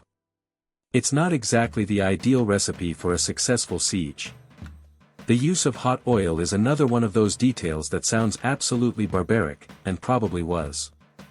But the actual practice is debated. The cost and effort to heat vats of oil during a siege, considering siege warfare could last for months, would have been significant. Tossing rocks or quicklime, or dumping boiling water, were easier to manage and more practical. Historians still argue about the effectiveness of murder holes, because, of course, they do. Some believe they were primarily a psychological weapon, designed to demoralize attackers and instill fear. Others argue that they were a crucial element of castle defense, allowing a small number of defenders to inflict significant damage on a larger attacking force. Regardless of their effectiveness, there's no denying their gruesome appeal. They represent the brutal reality of medieval warfare, a time when innovation in defense was often driven by a desire to inflict maximum pain and suffering on the enemy. You lean back, imagining the sounds of battle, the clash of steel, the screams of the wounded, the ominous creak of the portcullis being raised. It's a symphony of terror, but also a testament to the ingenuity of medieval engineers. They turned castles into veritable death traps, filled with ingenious defenses designed to deter, delay, and ultimately defeat any would-be attacker. These defense mechanisms aren't just relics of the past. They offer a glimpse into a world where survival depended on cleverness, ruthlessness, and a healthy dose of paranoia. Think of it this way, the castle was more than just a fortress, it was a medieval lesson in risk management. The cost of building and maintaining these elaborate defenses was significant, but the potential cost of failing to do so, conquest, pillage, and possibly death, was even higher. The castle, with its moats, crenellations, and murder holes, was a physical embodiment of that calculation, a testament to the enduring human desire for security and control. You stand, then, in awe of not only the engineering, but also the people behind the engineering who designed them. Alright, settle in, friends. Let's talk castles. Not the fluffy princess kind, but the, oh god, they're catapulting diseased cows at us, kind. Because, let's be honest, castles are all well and good until someone decides they really want what's inside. And that's where the art of siege comes in. Think of it as medieval extreme home makeover, demolition edition. You trudge toward the imposing fortress, the midday sun beating down on your woolen cap. Sweat trickles down your brow as you heft your, well, whatever it is you're supposed to be hefting. Probably something heavy and unpleasant. Maybe a basket of rocks. Or maybe you are one of the sappers, the unsung heroes, or villains, depending on which side of the wall you're standing, of any good siege. You can smell the castle long before you see it. A mixture of wood smoke, unwashed bodies, and the lingering scent of whatever they last emptied from the garderobes, medieval toilets, which, rather charmingly, often emptied directly into the moat. Delightful. The air is thick with tension. You glance at the assembled siege engines, hulking monstrosities of wood and rope that look like they were designed by a committee of particularly vindictive engineers. There's the trebuchet, of course, the king of siege weaponry. A properly built trebuchet could hurl projectiles weighing hundreds of pounds over astonishing distances. Think wrecking ball, only instead of taking down a condemned building, it's aiming for your enemy's crenellations. Or, perhaps even better, its water supplies. And then there's the mangonel, a torsion-powered engine that, while less powerful than the trebuchet, could deliver a faster rate of fire, ideal for peppering the walls with a constant barrage. And the ballista, essentially a giant crossbow, perfect for picking off defenders foolish enough to show their faces above the battlements. It must be difficult to pick your face up off of the battlements, afterwards. But before you even get to the fun part of hurling rocks and rotting carcasses, you have to deal with the moat. Ah, the moat, that lovely, water-filled ditch designed to keep pesky invaders like you at bay. Sometimes moats were even stocked with fish. Not for fun, mind you, but to add another layer of defense. Try wading through a moat full of hungry carp while wearing full armor. Good luck with that. If your armor is tin, you might resemble a rather appetizing-looking sardine in a can. One popular method for crossing a moat was to fill it with, well, anything you could get your hands on. Earth, rocks, bundles of wood, even dead animals. The point was to create a solid causeway across the water. A truly dedicated siege engineer might even build a temporary bridge. The Romans, masters of siege warfare, were particularly fond of this approach, often constructing elaborate pontoon bridges to assault fortified cities. Once you're past the moat, hopefully not swimming in it, you face the walls. And these aren't your grandma's garden walls. We're talking thick, imposing barriers designed to withstand years of attacks. Early castles were often built with wooden palisades, but these were quickly replaced with stone walls, which offered far greater protection. The walls themselves were often reinforced with towers, strategically placed to provide flanking fire along the length of the curtain wall. These towers allowed defenders to rain down arrows, stones, and boiling liquids on anyone attempting to scale the walls. Boiling oil is a classic, of course, but boiling water was far more common, and cheaper. And, occasionally, boiling pitch, for that extra stickiness. Speaking of climbing walls, siege ladders were a staple of medieval warfare. Simple in design, but undeniably effective, they allowed attackers to swarm the walls in a coordinated assault. Of course, the defenders weren't just going to stand there and let you climb up. They'd push the ladders away, drop rocks on your head, or, if they were feeling particularly creative, unleash a volley of crossbow bolts. Imagine climbing and dodging at the same time. To protect those scaling the walls, siege engineers developed the siege tower, a large, mobile structure that could be rolled up to the walls, allowing attackers to storm the battlements under cover. These towers were often covered in wet hides to protect them from fire and equipped with a drawbridge that could be lowered onto the wall, creating a bridge for the attackers to cross. Historians still argue whether siege towers were as effective as contemporary accounts suggest, given their cumbersome nature and vulnerability to defensive fire. But perhaps the most insidious way to breach a castle's defenses was through undermining. Sappers, those brave, or foolish, souls you saw earlier, would dig tunnels beneath the walls, carefully shoring up the earth as they went. Once they reached a critical point, they would set fire to the supports, causing the tunnel to collapse and, hopefully, bring down a section of the wall with it. This was incredibly dangerous work. The sappers were constantly at risk of being crushed by falling debris or discovered by the defenders, who would often dig counter-tunnels to intercept the attackers. If you happened to be one of the sappers, you could just as easily be crushed as succeed. Not great for morale. Sometimes, rather than collapsing the entire wall, the sappers would focus on undermining a tower. A famous example of this occurred during the siege of Rochester Castle in 1215, when King John's forces undermined the castle's keep, causing a corner to collapse. Legend has it that the tunnel was filled with the fat of 40 pigs before being set alight. Talk about a sizzling strategy. Pig fat burns really hot, by the way. But even if you managed to breach the outer walls, the battle was far from over. Many castles had multiple layers of defenses, including inner walls, fortified courtyards, and the keep, the last bastion of defense. The keep was typically the strongest and most heavily defended part of the castle, designed to withstand a prolonged siege even if the rest of the castle fell. It could take months of relentless fighting to finally capture it. The defenders, meanwhile, had their own tricks up their sleeves. They might construct barricades within the castle to slow down the attackers, or dig pits to trap them. They could also launch counterattacks, sallying forth from the castle to disrupt the siege lines or destroy siege engines. One fun fact, defenders often used murder holes, small openings in the ceiling above gateways, to pour boiling liquids or drop heavy objects on anyone attempting to break through the gates. Talk about a hostile welcome. The length of a siege could vary greatly, depending on the strength of the castle, the size of the attacking force, and the availability of supplies. Some sieges lasted only a few days, while others dragged on for months, or even years. During long sieges, disease and starvation could become just as dangerous as enemy attacks. Sieges also played a significant role in shaping medieval society. They could disrupt trade, devastate agricultural lands, and cause widespread suffering.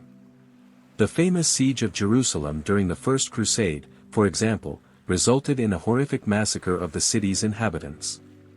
Sieges were not for the faint of heart. And, of course, a successful siege was often followed by pillage and plunder. The victorious army would ransack the castle, seizing any valuables they could find. The inhabitants of the castle, if they were lucky, might be spared, but they could also be enslaved or killed. Spoils of war wasn't just a phrase, it was a brutal reality. Now, you might be wondering if there were any gentler methods of taking a castle. And the answer is, well, sometimes. Bribery was always an option, as was treachery. A well-placed bribe could persuade a disgruntled guard to open a gate, or a traitorous noble to surrender the castle. After all, honor wasn't always the most reliable currency in the Middle Ages. The existence of castle traitors reminds you how money makes the world go round. Ultimately, the art of siege was a complex and multifaceted affair, requiring a combination of engineering skill, military strategy, and sheer brute force.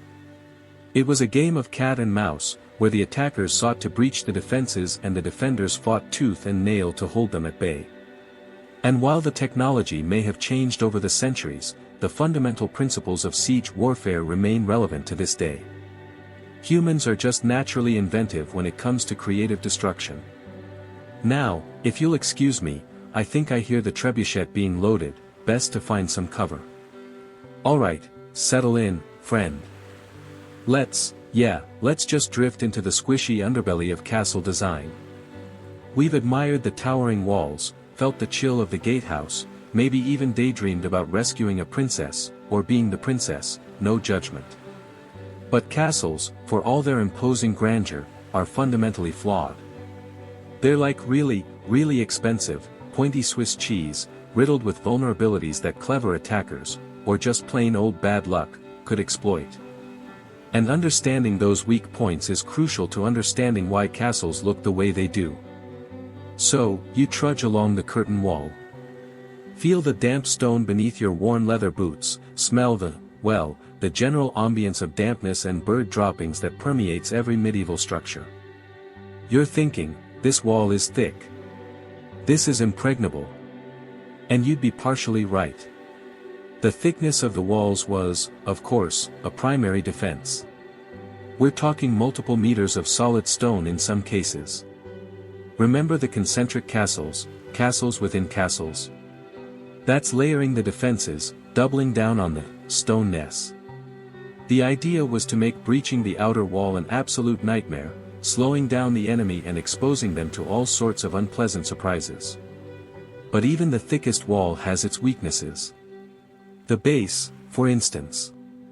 You know, where it meets the ground. Seems obvious, right? But undermining, digging tunnels beneath the wall to collapse it, was a common tactic. Imagine spending weeks, months even, like a really persistent, grumpy badger, clawing away at the earth beneath a castle, just hoping the whole thing would come crashing down. Talk about commitment. To counter this, castle builders often employed a scarp and counterscarp. The scarp is a slope built against the base of the wall, making it harder to dig near the foundations. The counterscarp is a ditch, or moat, dug in front of the scarp, further hindering undermining efforts. It's like a medieval game of engineering chess. I raise you one scarp and a moat. And I call with, more siege engines. And the peasants who had to dig those moats. Well, let's just say their union representation wasn't exactly robust. Another vulnerability? The corners. Right angles, while aesthetically pleasing to our modern eyes, were strategically problematic. An attacker could concentrate their force on a single point, hammering away until the corner crumbled. That's why you see so many round towers. Curves deflect projectiles more effectively, distributing the impact and making them significantly harder to breach. Round towers are just better at being towers. They're the architectural equivalent of that one friend who always manages to dodge the rogue football at the barbecue. Speaking of barbecues, I wonder if they ever had castle barbecues. Imagine trying to grill a whole boar in a great hall. The smoke alarm situation alone would be intense. And then there are the gates. The gatehouse was, arguably, the most heavily defended part of the castle. But it was also, inevitably, a choke point. Think about it, everyone and everything has to pass through that one specific spot. That makes it a prime target. Multiple layers of defense were standard, a drawbridge, a portcullis, or several, heavy wooden doors reinforced with iron, murder holes above to introduce your enemies to gravity-assisted trauma. It's all very welcoming, isn't it? The portcullis, that iconic descending gate of pointy iron, was particularly nasty. Imagine being caught beneath one of those things. Not a pleasant way to end your Tuesday. The speed with which a portcullis could be dropped was a key factor in its effectiveness. A well-maintained portcullis could drop in seconds, trapping attackers in the gatehouse and leaving them vulnerable to, shall we say, creative methods of discouragement. Historians still argue whether the placement of gatehouses was primarily dictated by defensive considerations or by the need to control the flow of trade and taxation. After all, castles weren't just military installations, they were also centers of power and commerce. Controlling access meant controlling money. And let's be honest, even in the Middle Ages, money talked. It might not have been able to buy you love, but it could certainly buy you a bigger castle, more mercenaries, and a slightly less itchy suit of armor. Then we have the smaller apertures. Arrow slits, or loopholes, as they're sometimes called.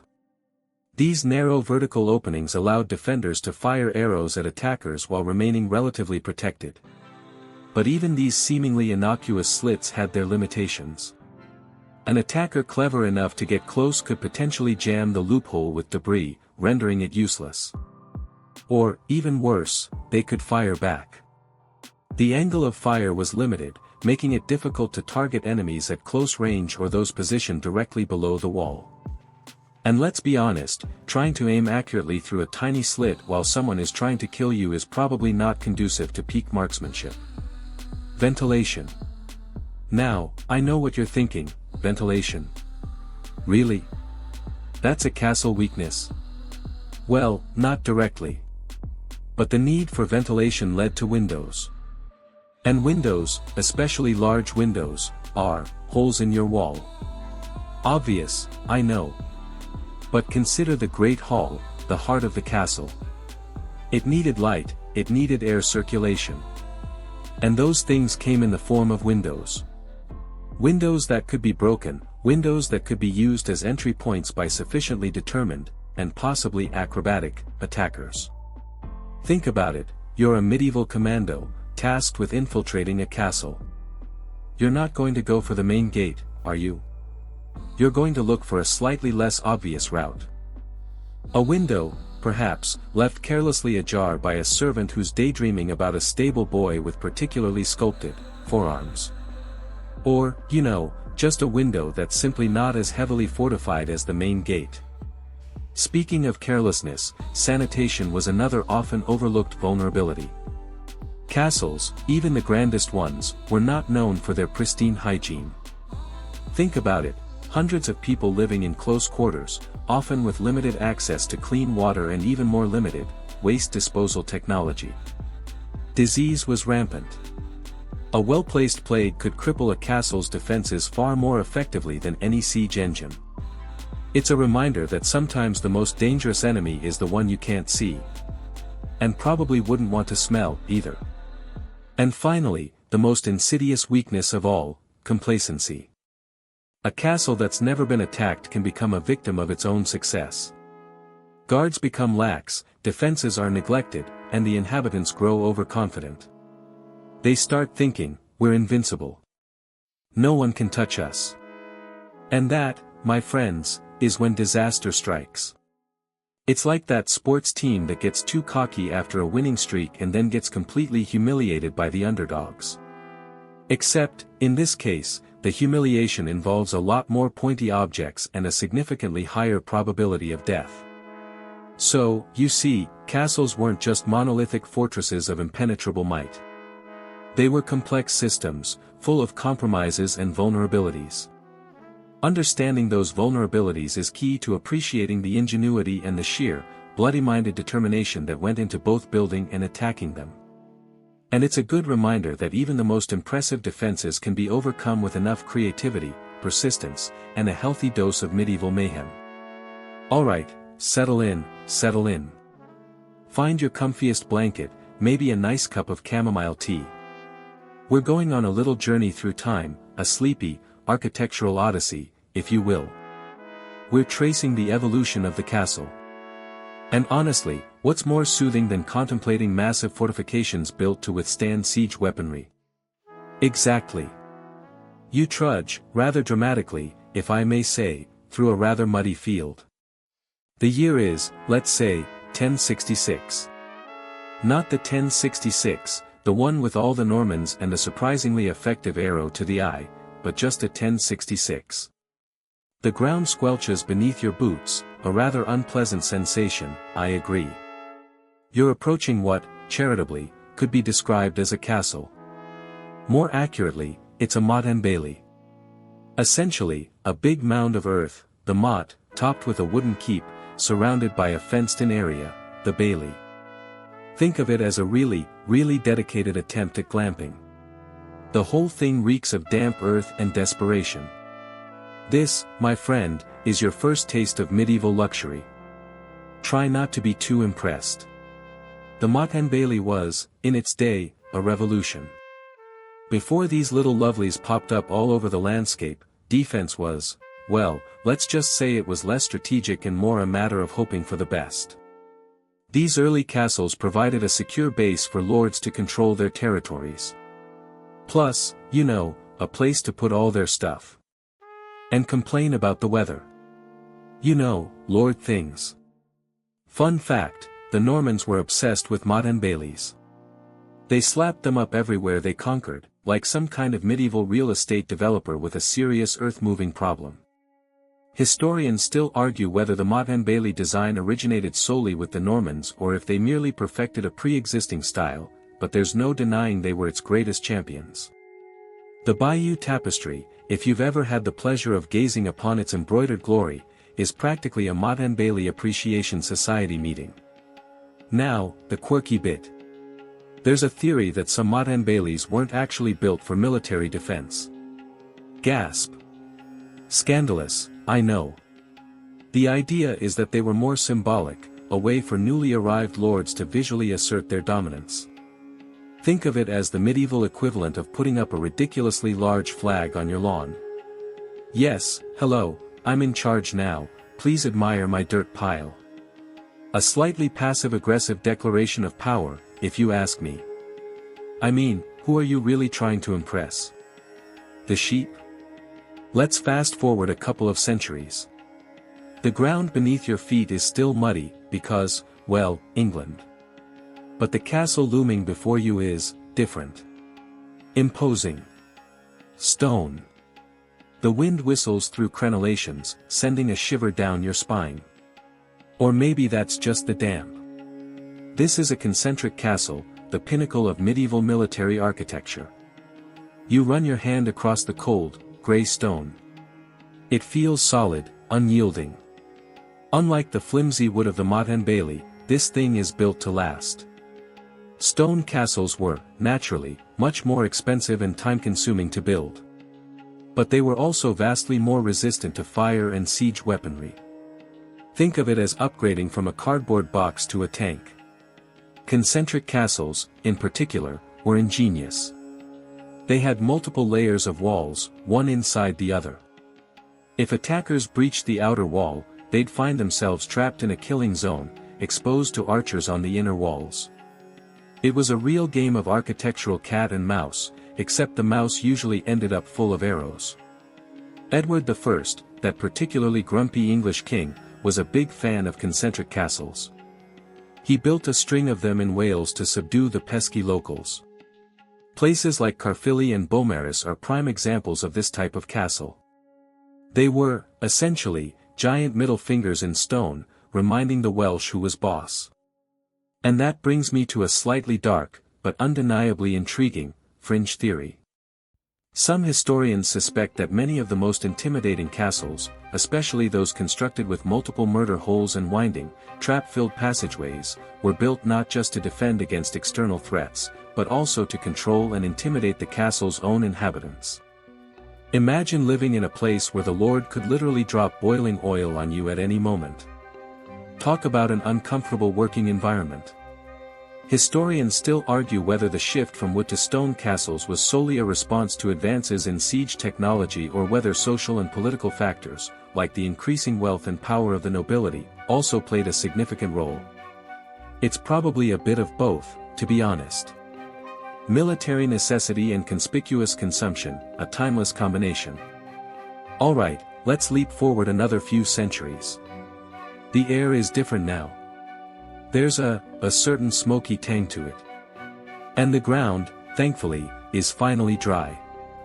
You stand before a castle that, well, it's still a castle, but it's different. Less imposing, perhaps. More comfortable looking. What gives? This, my friend, is a castle in the age of gunpowder. Cannons have arrived on the scene, and they've rather rudely changed the rules of the game. Those tall, proud walls that once offered such security are now just targets. Big, easily breachable targets. Castles in this era were built lower, with thicker walls that sloped gently to deflect cannon fire. Rounded bastions replaced square towers, because round things are inherently stronger. And moats, well, moats were still a thing, because everyone loves a good moat. Although by this point, they were probably more effective at keeping out unwanted wildlife than invading armies. One of the most significant changes was the development of artillery platforms within the castle itself. Castles weren't just defensive structures anymore, they were offensive weapons platforms, capable of dishing out as much punishment as they took. It was a whole new level of mutually assured destruction, medieval style. You see, in medieval times there was no Geneva Convention. The Star Fort, which emerged during the Renaissance, is the epitome of this new style of fortification. With its angular bastions and complex system of interlocking fields of fire, it was designed to withstand a prolonged artillery bombardment. Essentially, this castle type was just an architectural flex that really said to the enemy, "Come at me, bro. I dare you." Now, for the quirky bit. Did you know that some castles were actually designed with acoustics in mind? It's true. Certain corridors and chambers were built to amplify sound, allowing guards to hear approaching enemies from a greater distance. Imagine trying to sneak up on a castle only to be betrayed by the echo of your own footsteps. Talk about embarrassing. It was kind of a proto-surround sound system, but, you know, for killing people. And now, a light joke. Why did the medieval stonemason refuse to build a round tower? Because he couldn't quite get his head around it. Historians still argue whether the decline of the castle was solely due to the rise of gunpowder or whether other factors, such as the increasing centralization of power and the development of professional armies, contributed to their obsolescence. It's a complex question, but one thing is clear: by the 17th century, the castle's days as a primary military structure were numbered. Although, a good castle is always a tourist attraction, so, silver linings, right? You stand now, in the gentle twilight, gazing at the ruins of what was once a mighty fortress. The stones are weathered and worn, the walls are crumbling, but even in its decay, the castle holds a certain grandeur. It's a testament to human ingenuity, to our endless fascination with war and defense, and to our enduring desire to build things that last. Or at least, until the next big cannon comes along. It is late, though, so I'm gonna give you one last gentle joke. You're falling asleep, right? What do you call a lazy kangaroo? Pouch potato. Alright, settle in, settle in. Let's get comfy.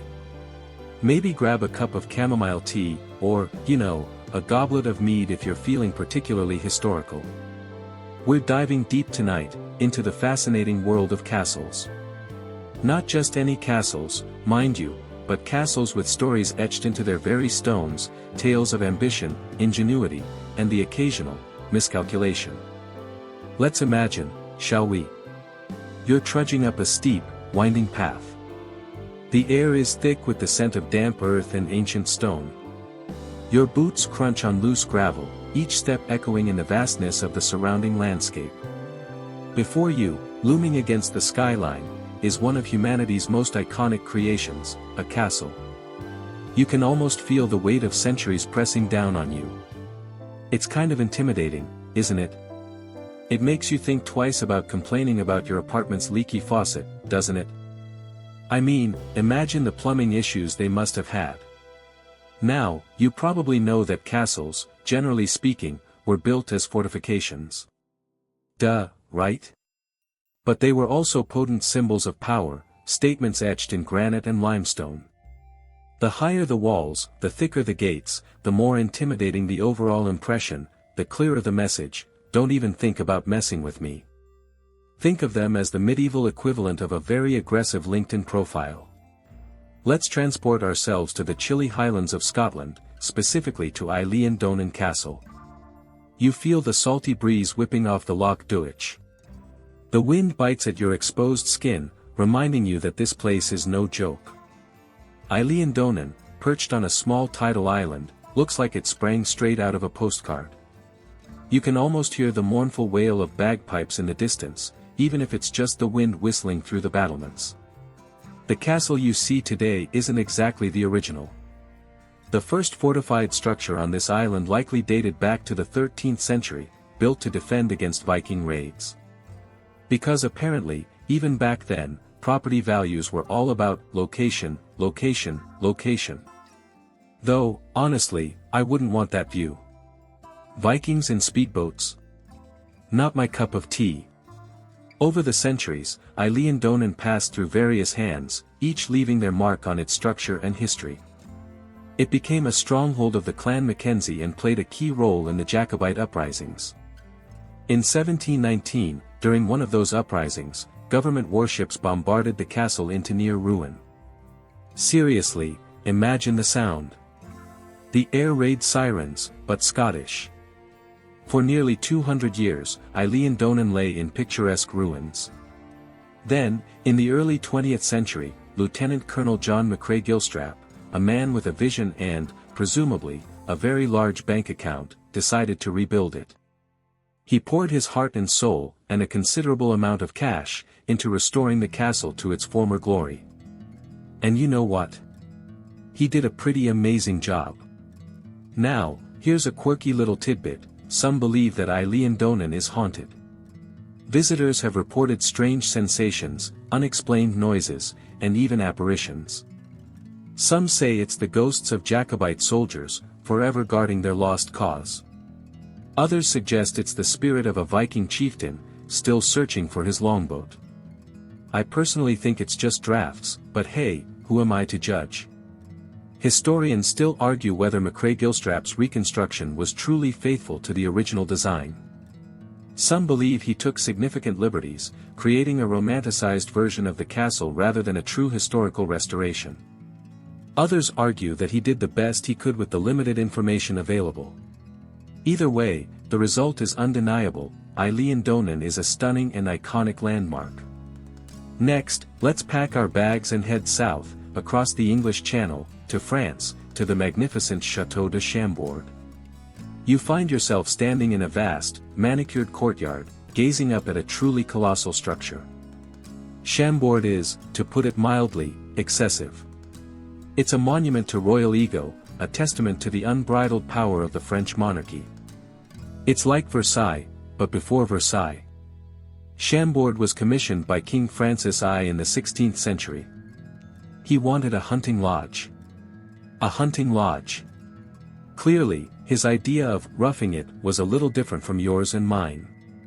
It boasts over 400 rooms, 282 fireplaces, and 83 staircases, all spread across a sprawling footprint. The whole thing is so big it probably has its own weather system. Now, here's the fun part. It's widely believed that Leonardo da Vinci, who was living in France at the time, had a hand in the design of Chambord. Specifically, he is credited with the design of the castle's famous double helix staircase. You climb the stairs, marveling at the ingenious design. Two separate staircases wind around each other, allowing people to ascend and descend without ever meeting. This is incredibly useful if you're trying to avoid an awkward conversation with your ex-girlfriend, or, plotting a royal assassination. The staircase is a feat of engineering, a testament to Da Vinci's genius. Though it has to be said, all that extra walking must have been a bit of a pain for the servants. Imagine carrying a tray of refreshments up that thing. Chambord was never really intended as a primary residence. Francis I used it primarily as a hunting lodge and a symbol of his power. He would invite foreign dignitaries to stay there, dazzling them with its opulence and grandeur. Essentially, it was a very, very expensive way to say, "Look how awesome I am." Here's a quirky little fact: Chambord was built on a swamp. I kid you not.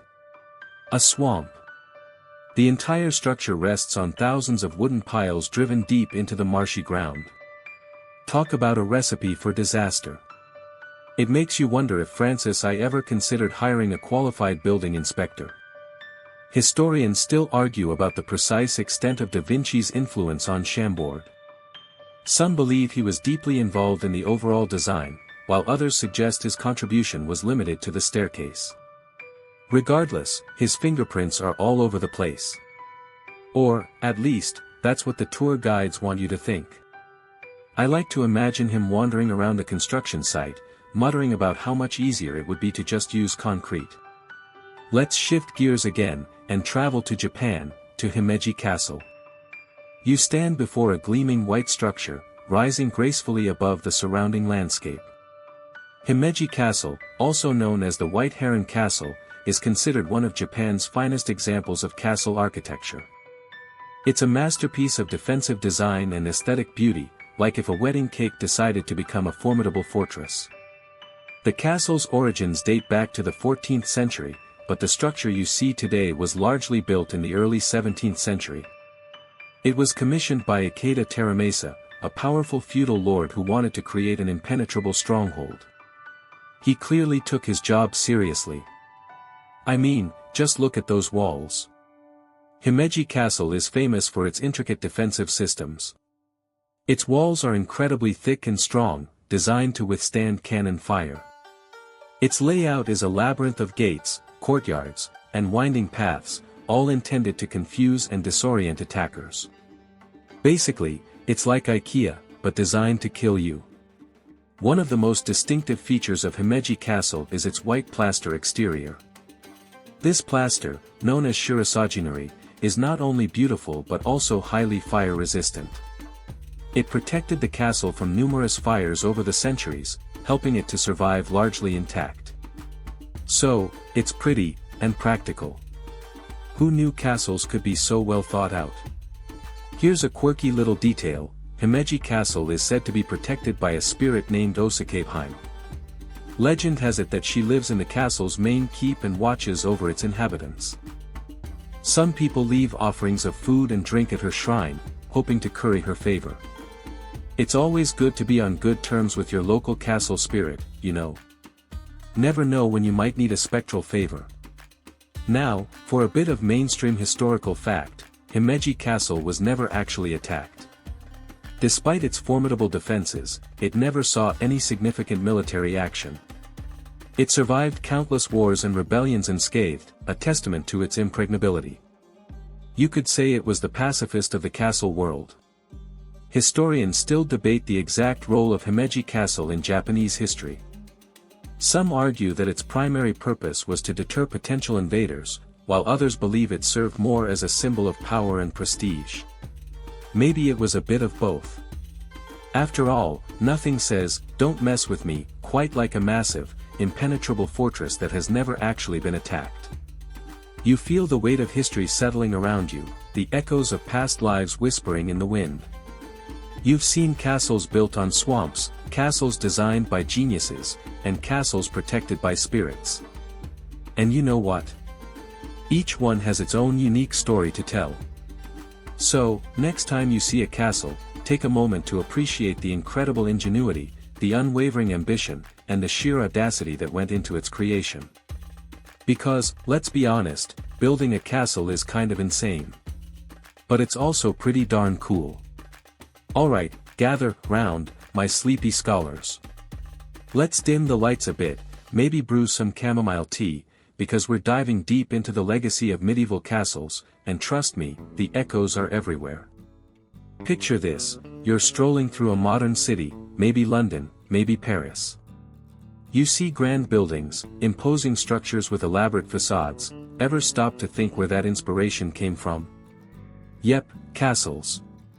Those medieval strongholds, originally built for defense, have seeped into our cultural DNA in ways you might not even realize. You might think, oh, castles, those are just for tourists now, but their influence is far more profound than that. You saunter into a museum. Paintings of valiant knights, damsels in distress, dragons, and more castles. They're not just backdrops, they're integral to the narratives. And speaking of narratives, think about all those fairy tales you grew up with.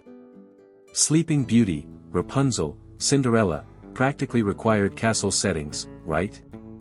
You are lulled by the safety the walls provide, the same as the subjects who huddled in the courtyard for protection hundreds of years ago. You see, the castle isn't just a pile of rocks and mortar, you know. It's a symbol. A symbol of power, of protection, of romance, sometimes misplaced, but still, and even, let's be honest, of oppression. Because behind those grand gates, there was a whole social hierarchy at play, and not everyone was living the fairy tale. Historians still argue about just how equitable, or inequitable, medieval society actually was. And it's not just the idea of castles, but the architecture that has left its mark. You're looking at a skyscraper downtown, and you see those pointed arches, that sense of verticality. It's Gothic, baby, and Gothic architecture owes a massive debt to castle design. The builders of castles were masters of engineering, figuring out how to build these massive structures that could withstand siege weapons and the test of time. Cathedrals, town halls, even some modern homes, you will notice a touch of castle in the design. Ever wonder why so many banks look like miniature fortresses? It's that same psychology at play, projecting an image of strength, security, and, of course, protecting your hard-earned gold. Although, I suspect modern banks probably rely more on digital firewalls than arrow slits these days. Now, let's get a little quirky, shall we?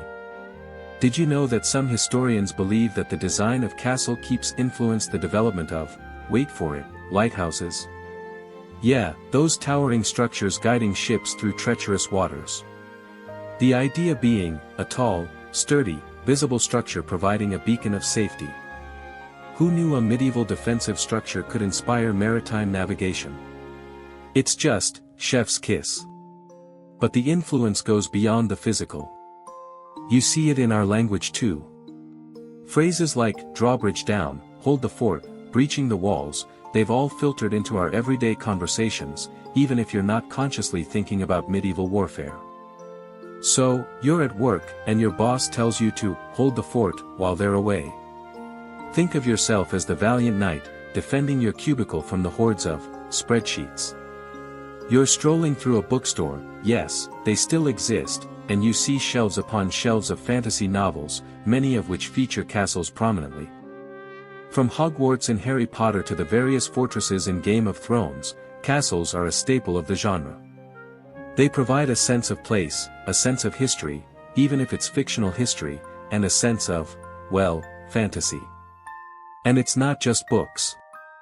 Movies, video games, even tabletop role-playing games.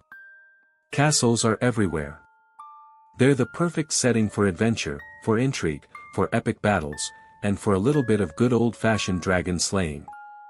The entertainment industry capitalizes on our fascination with castles. Visit California and see Disneyland's castle looming in the distance. You are transported to a fantastic world. Now, here's a fun fact for you: while we often picture castles as being these gray, imposing structures, many of them were actually quite colorful. Think bright banners, painted walls, even gilded details. We're talking medieval bling, people. It's kind of funny to think about these hardened warriors strutting around in front of a brightly colored castle, like some kind of medieval hip-hop video. You know, for all their imposing nature, castles also played a crucial role in the development of towns and cities. People would often settle near castles for protection, leading to the growth of trade and commerce. So, in a way, castles weren't just about defense, they were also about community. Castles are tourist attractions that boost a country's economy. Travel to Germany, Scotland, Ireland, and England and see how the landscape is dotted with these fortresses. People spend time and money visiting them, which provides a boost to the local economy. You see, the legacy of medieval castles is a multifaceted thing. It's about architecture, it's about language, it's about culture, it's about imagination, and it's about so much more. They are a constant reminder of the people who came before us. You walk through a castle's ruins, and you can almost hear the echoes of the past. The clang of swords, the laughter of children, the hushed whispers of secrets being shared. It's a powerful experience, connecting you to a time long gone. They weren't just places to live. They were symbols of power, wealth, and status. The lords and ladies who resided within those walls were often the most powerful people in the land, and their castles reflected that. Now historians still debate whether this was a time of enlightenment or despair. And it's not just the grand castles that have left their mark. Even the smaller, more humble castles played an important role in shaping the landscape and the lives of the people who lived around them. Those humble, hidden castles tell a tale just as significant as the grand ones. Castles, with their towering walls and imposing presence, have captured our imagination for centuries. You see them as symbols of strength, resilience, and the enduring power of the human spirit. Wind down. And as the moon casts its gentle glow upon the world, you find your mind wandering through the corridors and courtyards of long-forgotten castles. The weight of stone seems to lighten, and the sounds of battle fade into the soft rustling of leaves in the ancient forests surrounding those formidable walls. You see now that the legacy of these grand structures is not just about battles and sieges, but about the dreams and aspirations of the people who built them, who lived within them, and who, in their own ways, shaped the world we inhabit today. The wind whispers secrets through the arrow slits, carrying tales of courage and love, of betrayal and sacrifice, all woven into the very fabric of these enduring monuments.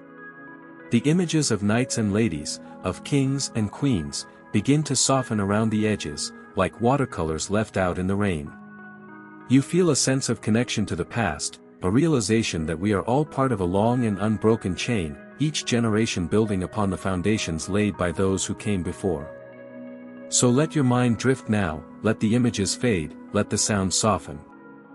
Allow yourself to be carried away on the gentle current of time, knowing that the echoes of the medieval world will always be with us, whispering in our ears, inspiring our imaginations, and reminding us of the enduring power of the human spirit. Sweet dreams, my friend. Sweet dreams.